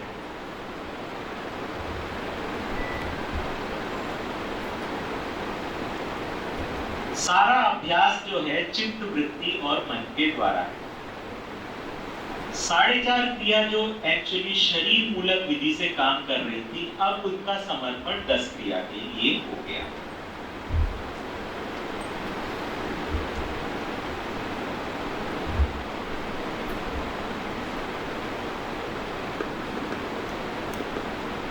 ये एक महत्वपूर्ण बात है।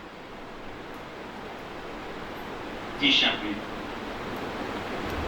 जैसे भूबिंदु आपको भैया उधर भी किया, तो ये जीवन क्रियाओं में भी आपने स्पष्ट यही है कि जो लघु है वो गुरु के अनुभव हो रहा है, इसका मतलब अनुकरण में जाना। सतही है, मतलब कोई नियंत्रण कर नहीं रहा है, सतह नियंत्रण हो रहा है, ऐसा ना? ऐसा ही। फिर लेकिन अगर हमें कोई भी विरोध है या बंधन से ऐसा बंधन है, विचार बंधन है, तो वो शुरू में विरोध है, अशांति है, संतोष है, तो वो इसका मतलब ये हुआ, जैसे मैं क्लियर हो गया कि ऊपर का गुरु का प्रभाव बनाए रहता है, हाँ। इसलिए वो हमें दबाव महसूस होता है, इसका मतलब सही वस्तु नहीं। एक मैं आपको सूत्र पढ़ने के लिए इनवाइट करता नहीं, हूँ। एक 17 चैप्टर में ये वाला पढ़िए। एक छोटी सी बात और पूछूं। एक इसी से जुड़ा पहले एक बार देख लीजिए। 17 चैप्टर में पेज नंबर 144।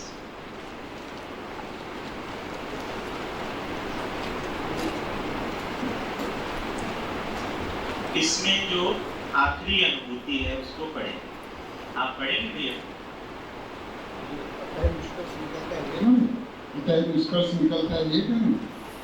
नहीं, अनुभूति जो डॉट वाला। अच्छा, अपराध के अभाव में आशा का प्रत्यावर्तन, अपराध के अभाव में आशा का प्रत्यावर्तन, अन्याय के अभाव में विचार का प्रत्यावर्तन और आसक्ति के अभाव में इच्छा का प्रत्यावर्तन तथा ज्ञान के अभाव में संकल्प का प्रत्यावर्तन होता है। तो जो आपने कहा जो ये विरोध का जो बात है या अपराध, हम जो नहीं करने योग्य है उसको नहीं करना, तो अनुरूपता बनने की संभावना बढ़ती है, और जो करने योग्य है उसको करना। तो दर्शन जो है उससे विधि और निषेध स्पष्ट होता है। ये विधि और निषेध का विश्लेषण। पहला सूत्र मानव व्यवहार दर्शन में क्या है? मैं नित्य सत्य शुद्ध बुद्ध परमात्मा में व्यापक सत्ता में स्मरण कर अनुभव को स्मरण करते हुए मानव व्यवहार दर्शन का विश्लेषण करता। विश्लेषण का मतलब होता है तो फांकी कर देना। श्लेष का मतलब होता है चिपकाव। चिपकाव ऐसा भी हो सकता है, वैसा भी हो सकता है। ये जो डिली डैली वाली सिचुएशन है ना, उसमें विश्लेषण नहीं है। ये भ्रम है, ये जागृति है, ये नील है, ये क्षीर है, ये न्याय है, ये अन्याय है, ये विधि है, ये निषेध है, ये जड़ है, ये चैतन्य है, ये भ्रम है, ये जागृति है ना? तो इस तरीके से विश्लेषण किया गया है। ये विश्लेषण का जो अधिकार आ रहा है वो अनुभव के आधार पर आ रहा है। तो अब जब हम अनुकरण कर रहे हैं तब उसकी प्रत्यावर्तन की पात्रता के लिए जो नहीं करना है उसको नहीं करना, जो नहीं करने योग्य है उसको नहीं करना, और जो करने योग्य है उसको करना।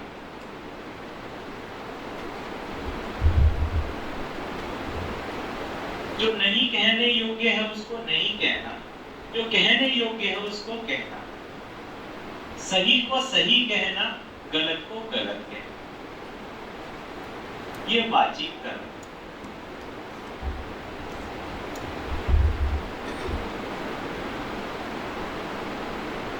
तो सही और गलत का भी विश्लेषण, न्याय और अन्याय का भी विश्लेषण, सत्य और असत्य का भी विश्लेषण, प्रिय और अप्रिय का भी विश्लेषण, बड़ा और छोटे का भी विश्लेषण, ज्यादा लाल और कम लाल का भी विश्लेषण। तो इस तरीके से विश्लेषण जो है ये एक पैनापन है। विश्लेषण एक तेज धार वाली तलवार जैसी है, जो अगर सही हाथ में ना हो तो अपने आप को काट देती है। विश्लेषण की जो मूठ है उस तलवार की, वो बुद्धि में होना आवश्यक है। नहीं तो हम टेढ़े मेढ़े विश्लेषण कर लेते हैं। ऐसा वैसा काट देते। क्या चीज? जैसे तलवार की नोक होती है, उसके थ्रू कहां से वो पकड़ा हुआ है, तो वो बंदर के हाथ में उस तरह वाली कहानी है ना। तो विश्लेषण हमारे पास में एक बहुत बड़ा औजार है और पैना होना ही चाहिए उसको। आपके पास में घर में चाकू हो और चाकू बोथरा हो, उसका क्या उपयोग है? विश्लेषण को पैना होना ही होगा।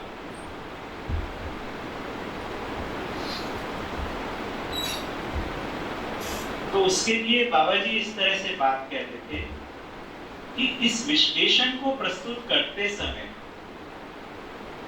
आपकी समीक्षा कठोर हो, प्रस्तावना विधिवत हो और जीना मृदुल हो। इस विश्लेषण को प्रस्तुत करते समय समीक्षा कठोर हो, प्रस्तावना विधिवत हो, जीना मृदुल हो। सही को सही कह पाना, गलत को गलत कह पाना।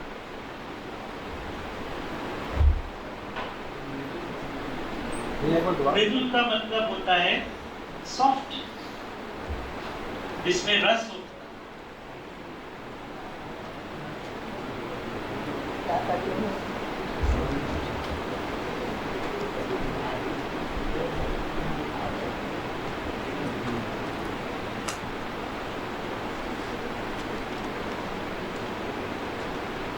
ये हमारा डिबेट हो गया टाइम चिंतन का डिबेट। हाँ यार, हाँ एक सामने जैसे एक स्थिति है जिसको मैं समझता हूँ मनस्थिति ठीक नहीं है अगर मेरी, तो इसमें ऐसा समझें कि जितने भी विचार है मेरे पास उनका चयन ठीक से नहीं हो पा रहा है, या वो विचार ही नहीं है जिसका चयन होना है।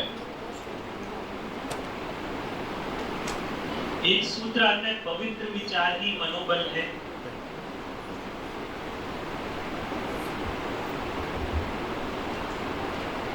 अपने में अगर कुछ श्रेष्ठ विचार की जगह बनाते हैं तो मन को भी बल मिलता है। इसीलिए विद्या की बात करने पर कुछ एक मनोबल बनता है। केवल श्रवण मात्र से न हो जाए।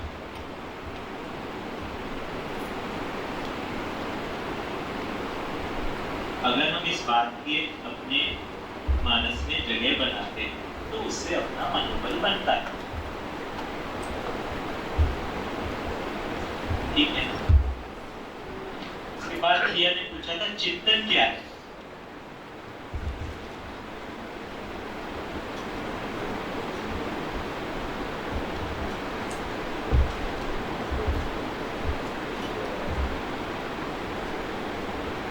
चिंतन जो है वो बुद्धि की चित्त को गति देने के रूप में,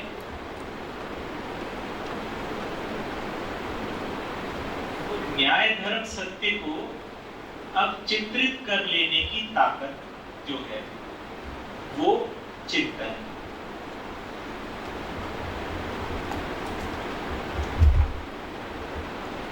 न्याय धर्म सत्य या स्वभाव और धर्म जो पहले चित्रित नहीं हो पा रहा था, योजना नहीं बन पा रही थी, अब उसके लिए आधार बन जा रहा है। तो न्याय धर्म सत्य का प्रमाणीकरण कैसे होगा, उसका बल चिंतन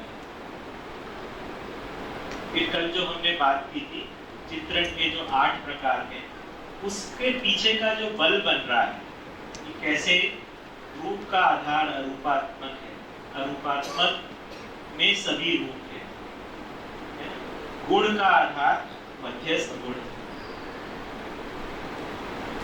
गणना का आधार अनंत है, काल का आधार वर्तमान है। तो ये जो आधार आ रहा है वो चिंतन है।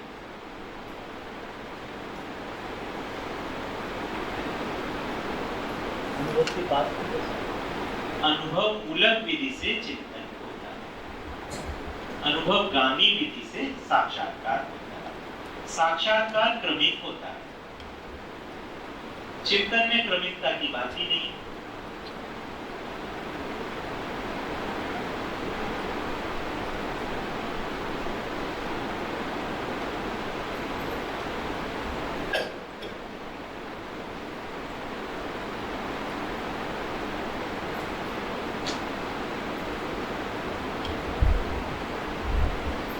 तो सहअस्तित्व में जो जीवन का प्रकटन हुआ है,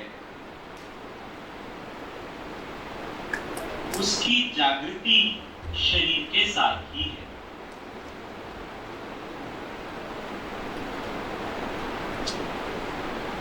जीवन जो है, अकेला जीवन जागृत नहीं हो सकता है।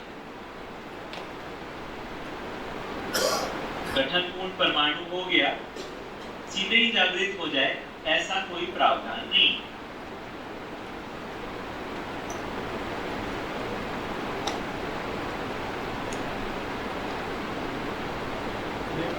शरीर के साथ तो एक कोई जीवन क्रिया का लेना देना है, शरीर की आवश्यकता क्या है?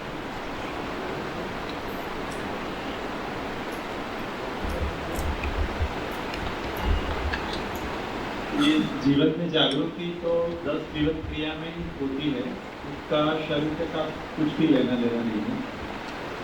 तो फिर बिना शरीर के जीवन क्यों जागरूक नहीं हो?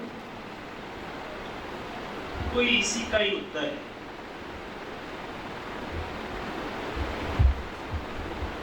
सहअस्तित्व में ही जीवन का प्रकटन है, सहअस्तित्व में ही जीवन जागृति का प्रमाण है, सहअस्तित्व में ही जीवन जागृति है।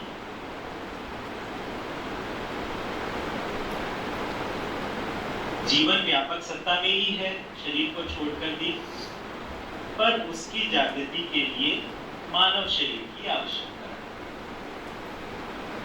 अनुभव के ओर जाने के लिए अनुभवगामी पद्धति की आवश्यकता है। बिना अवधारणा बने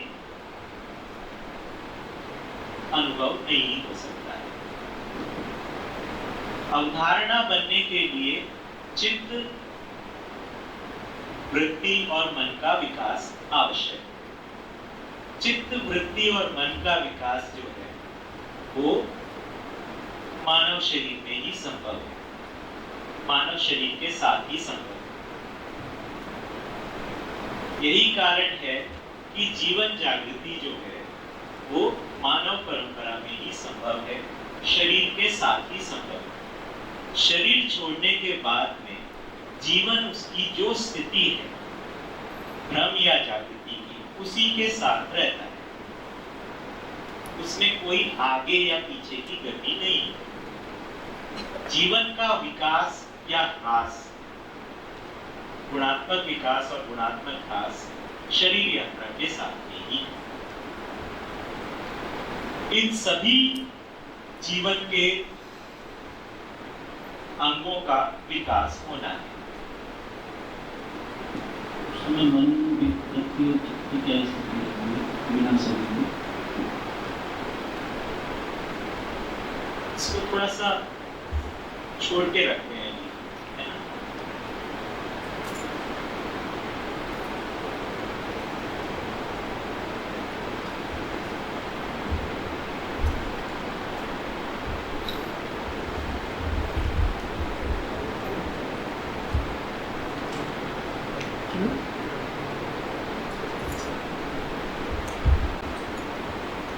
उसमें चाहे अनायास या किसी पद्धति से, अगर उसकी अनुरूपता सचती है तो उसकी सहमति बुद्धि से मिलती है।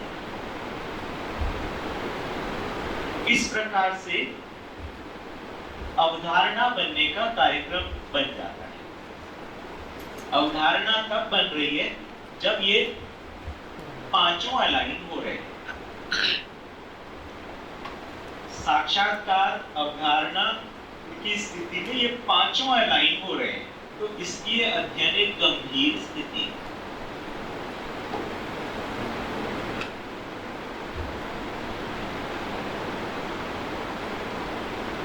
ये पांचों का अलाइनमेंट हो जा रहा है, क्योंकि सभी अवधारणाएं आत्मा के साक्षी में बन रही है।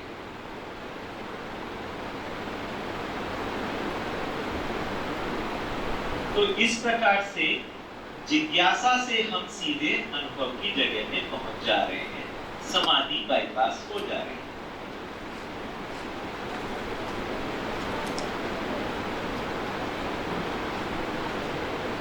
इस बात को भी अपन ने जोड़ा था प्रमाण और जिज्ञासा के संयोग में अध्ययन।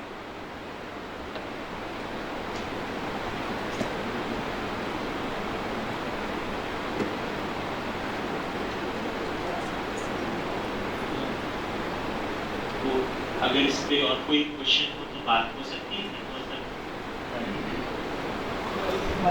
वितंबरा क्या चीज है?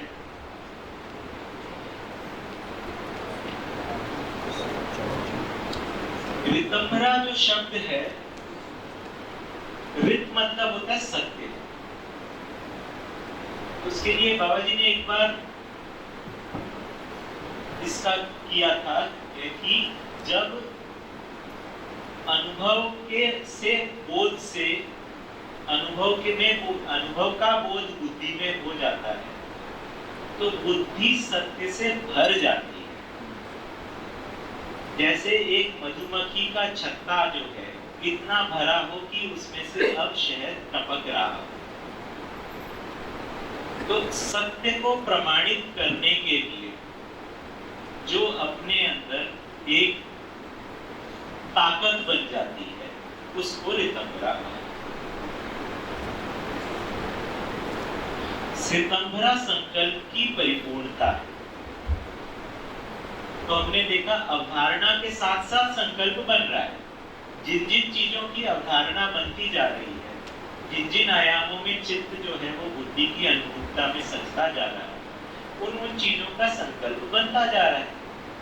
रितंबरा वो स्थिति है जब ये अनुभव के साथ में जुड़ा है, तब ये रितंबरा की परिभाषा बन रही है।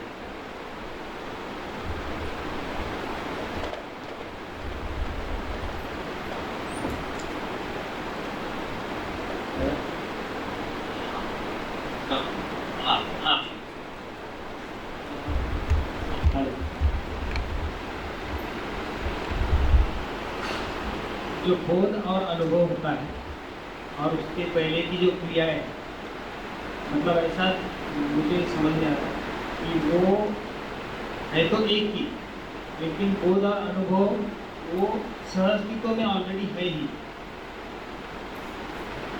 सहअस्तित्व पूर्वक है ही। अभी मेरा जीना सहअस्तित्व पूर्वक नहीं है, मतलब ये क्रियाएं सहअस्तित्व पूर्वक नहीं चल रही है, इसलिए इसका और उसका कोई कनेक्शन नहीं बनता।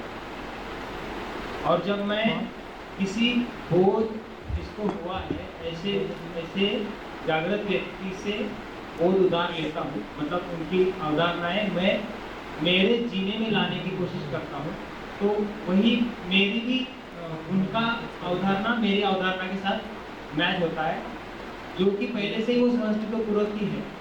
तो मेरा वो सहअस्तित्व में अलाइनमेंट होता है। मेरा तो मतलब एक नीचे की क्रिया का बोध में ही अलाइनमेंट हो रहा है और ऊपर का हुआ ही। मेरा इसमें थोड़ा सा डिफरेंट मानना है, हो सकता है मैं गलत हूँ। मेरे हिसाब से बुद्धि का विकास होता है और आत्मा का भी विकास होता है। आत्मा में अनुभव से पहले अनुभव नहीं है और बुद्धि में बोध से पहले बोध नहीं है।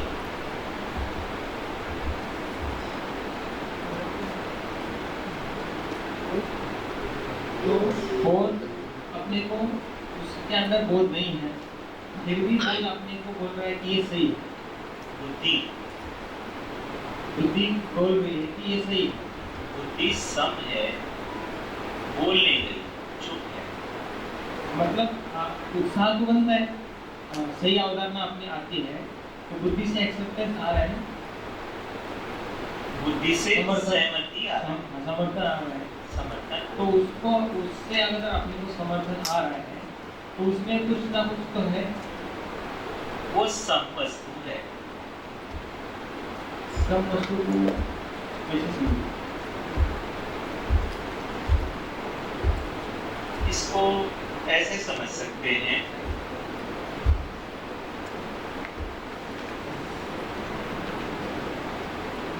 जैसे जड़ में भी मध्यस्थ क्रिया है, तभी वो उसका नियंत्रण हो पा रहा है।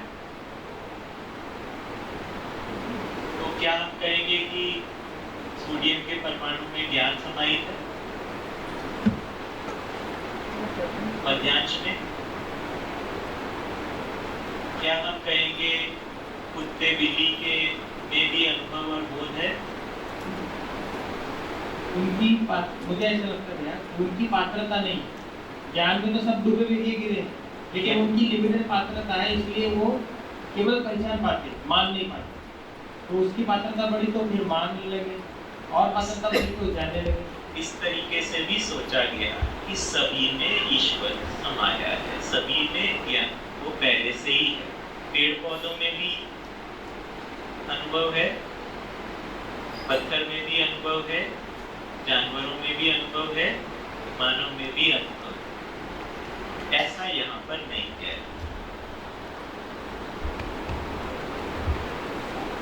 जीवन का गुणात्मक विकास हो रहा है, आत्मा का भी विकास हो रहा है। इस दर्शन में ही आपको 2-3 सूत्र मिल रहे हैं, जिसमें ये मिलेगा कि बुद्धि का विकास होता है, आत्मा का भी विकास होता है, चित्त का भी विकास होता है, और ये क्रम से होता है।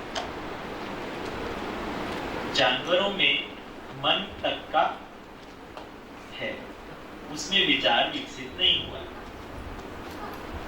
विचार विकसित नहीं हुआ और अनुभव हो जाए, उसका कोई आधार नहीं बनता। पहले ही दिन मैंने इस बात को रखा था, अनुभव से पहले अनुभव नहीं। तो ये क्रम से ही होने वाला विकास है। अनुभवगामी विधि से ही हम अनुभव तक पहुंचते हैं। मतलब मैं 4.5 क्रिया से ही बुद्धि का और आत्मा का विकास कर रहा हूँ? नहीं, अपन इसके बारे में बात किए। बुद्धि की समस्थिति के अनुरूप जब मन वृत्ति चित्त हो रहा है, तब बुद्धि और चित्त वृत्ति और मन का अलाइनमेंट हो जा रहा है। उसके साथ में आत्मा की अनुभव के साथ बुद्धि का विकास हो रहा है। बुद्धि का विकास उससे पहले नहीं हो रहा है। अवधारणा बोध में बुद्धि का विकास नहीं हो रहा है। बुद्धि के पास ऑलरेडी वो मटेरियल, बुद्धि वो स्वयं वो मटेरियल।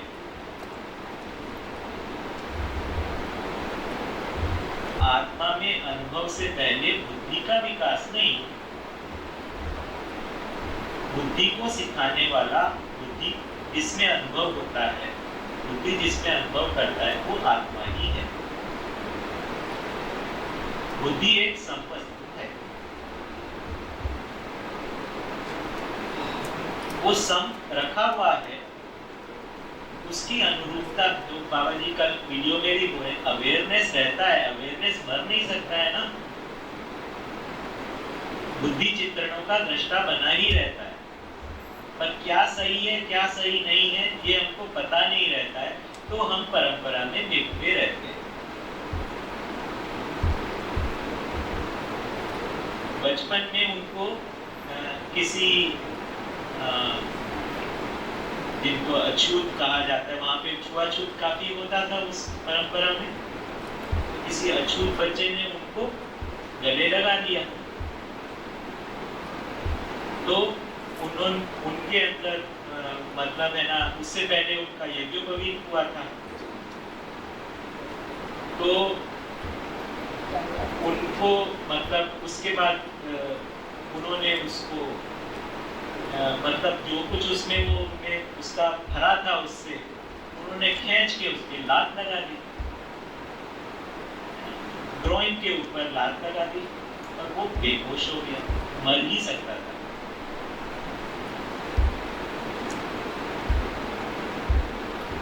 तो उनमें ये भाव आया, ये तो ठीक नहीं है। जिस 15 दिन मेरे को ऐसा ब्रेन वॉश किए, उससे मेरे अंदर ऐसा मतलब नहीं, मैं दूसरे की जान लेने को तैयार हो गया, ये तो ठीक नहीं है।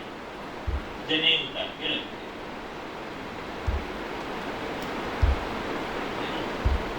उस वेद परंपरा में कोई जनेऊ को उतार के फेंक दे, है ना? वो एक बहुत बड़ी उस समय की बात कर रहे हैं, है ना? तो वो सही नहीं है। सही क्या है उसका उत्तर उस समय नहीं है। आज है।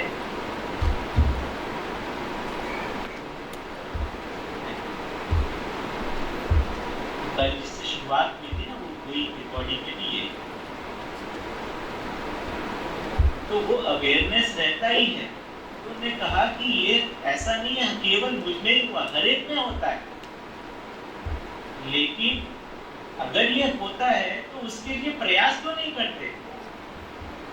उसको ठीक करने के लिए प्रयास क्यों नहीं करते? इसमें सभी को प्राण संकट। प्राण संकट मतलब शरीर आगे आ जाना।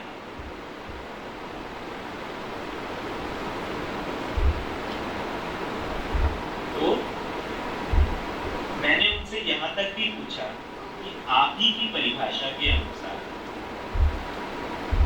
आप जब वहां पे यहां पर आने से पहले आप भ्रमित थे या जागरूक?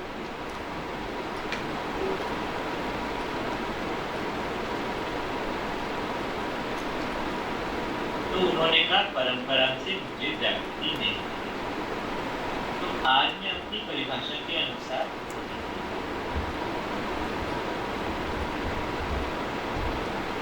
जागृत व्यक्ति क्या क्यों अनुसंधान करेगा भाई? जागृत व्यक्ति क्यों अध्ययन करेगा? भ्रमित को ही अध्ययन की आवश्यकता है।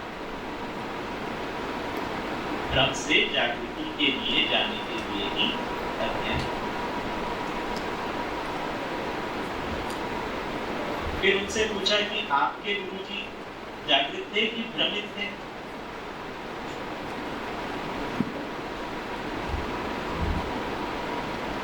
क्योंकि आप जब आए तब आपने पूछा नहीं उनसे कि आपको समाधि हुई कि नहीं हुई। क्यों नहीं पूछा?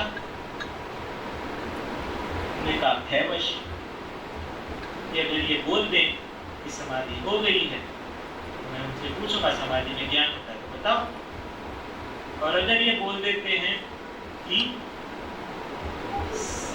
समाधि नहीं हुआ तो इतने बड़े व्यक्तित्व रमन महर्षि और जगत गुरु शंकराचार्य, इनको नहीं हुआ तो मैं किसके की हुई?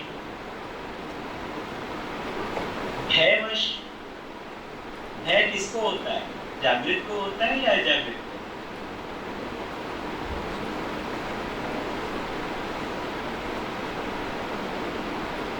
समाधि उनको हुई। अगर बुद्धि और आत्मा में पहले ही बोध और अनुभव था तो ज्ञान प्रकाशित हो जाना था। समाधि में ज्ञान नहीं। इस बात की उन्होंने सत्यापन किया। अगर बुद्धि में बोध और आत्मा में अनुभव पहले से ही होता तो अब जो ये मानसिकता के जो सारी परेशानी थी उसको तो चुप कर दिया आपने, तो जागृति हो जानी चाहिए थी, पर नहीं। समाधि की स्थिति में केवल इतना ही रहा मैं, और ये व्यापक सत्ता नाम देना भी नहीं बनी। ये कुछ है, ये क्या है? ये मैं ही हूं या फिर उससे अलग? समाधि की स्थिति में ये बना कि कोई भूतकाल की पीड़ा, वर्तमान से विरोध और भविष्य की चिंता नहीं रही। ये समाधान नहीं। समाधान की परिभाषा ये नहीं, ये नकारात्मक है।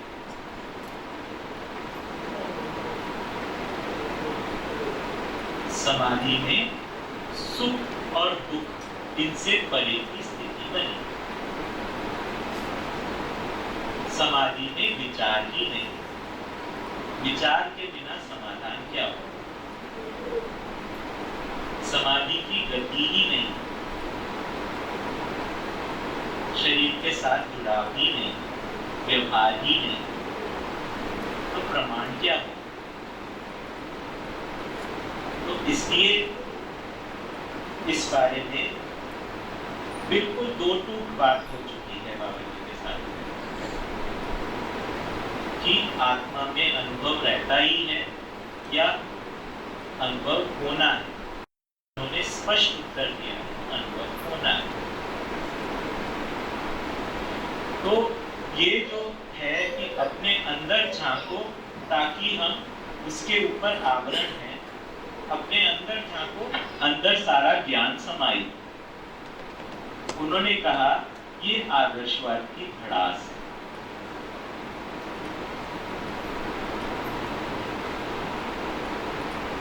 ठीक है, तो अध्ययन विधि में समझ के अनुभव तक पहुंचने का रास्ता है। तो यहाँ पे करने चाय के लिए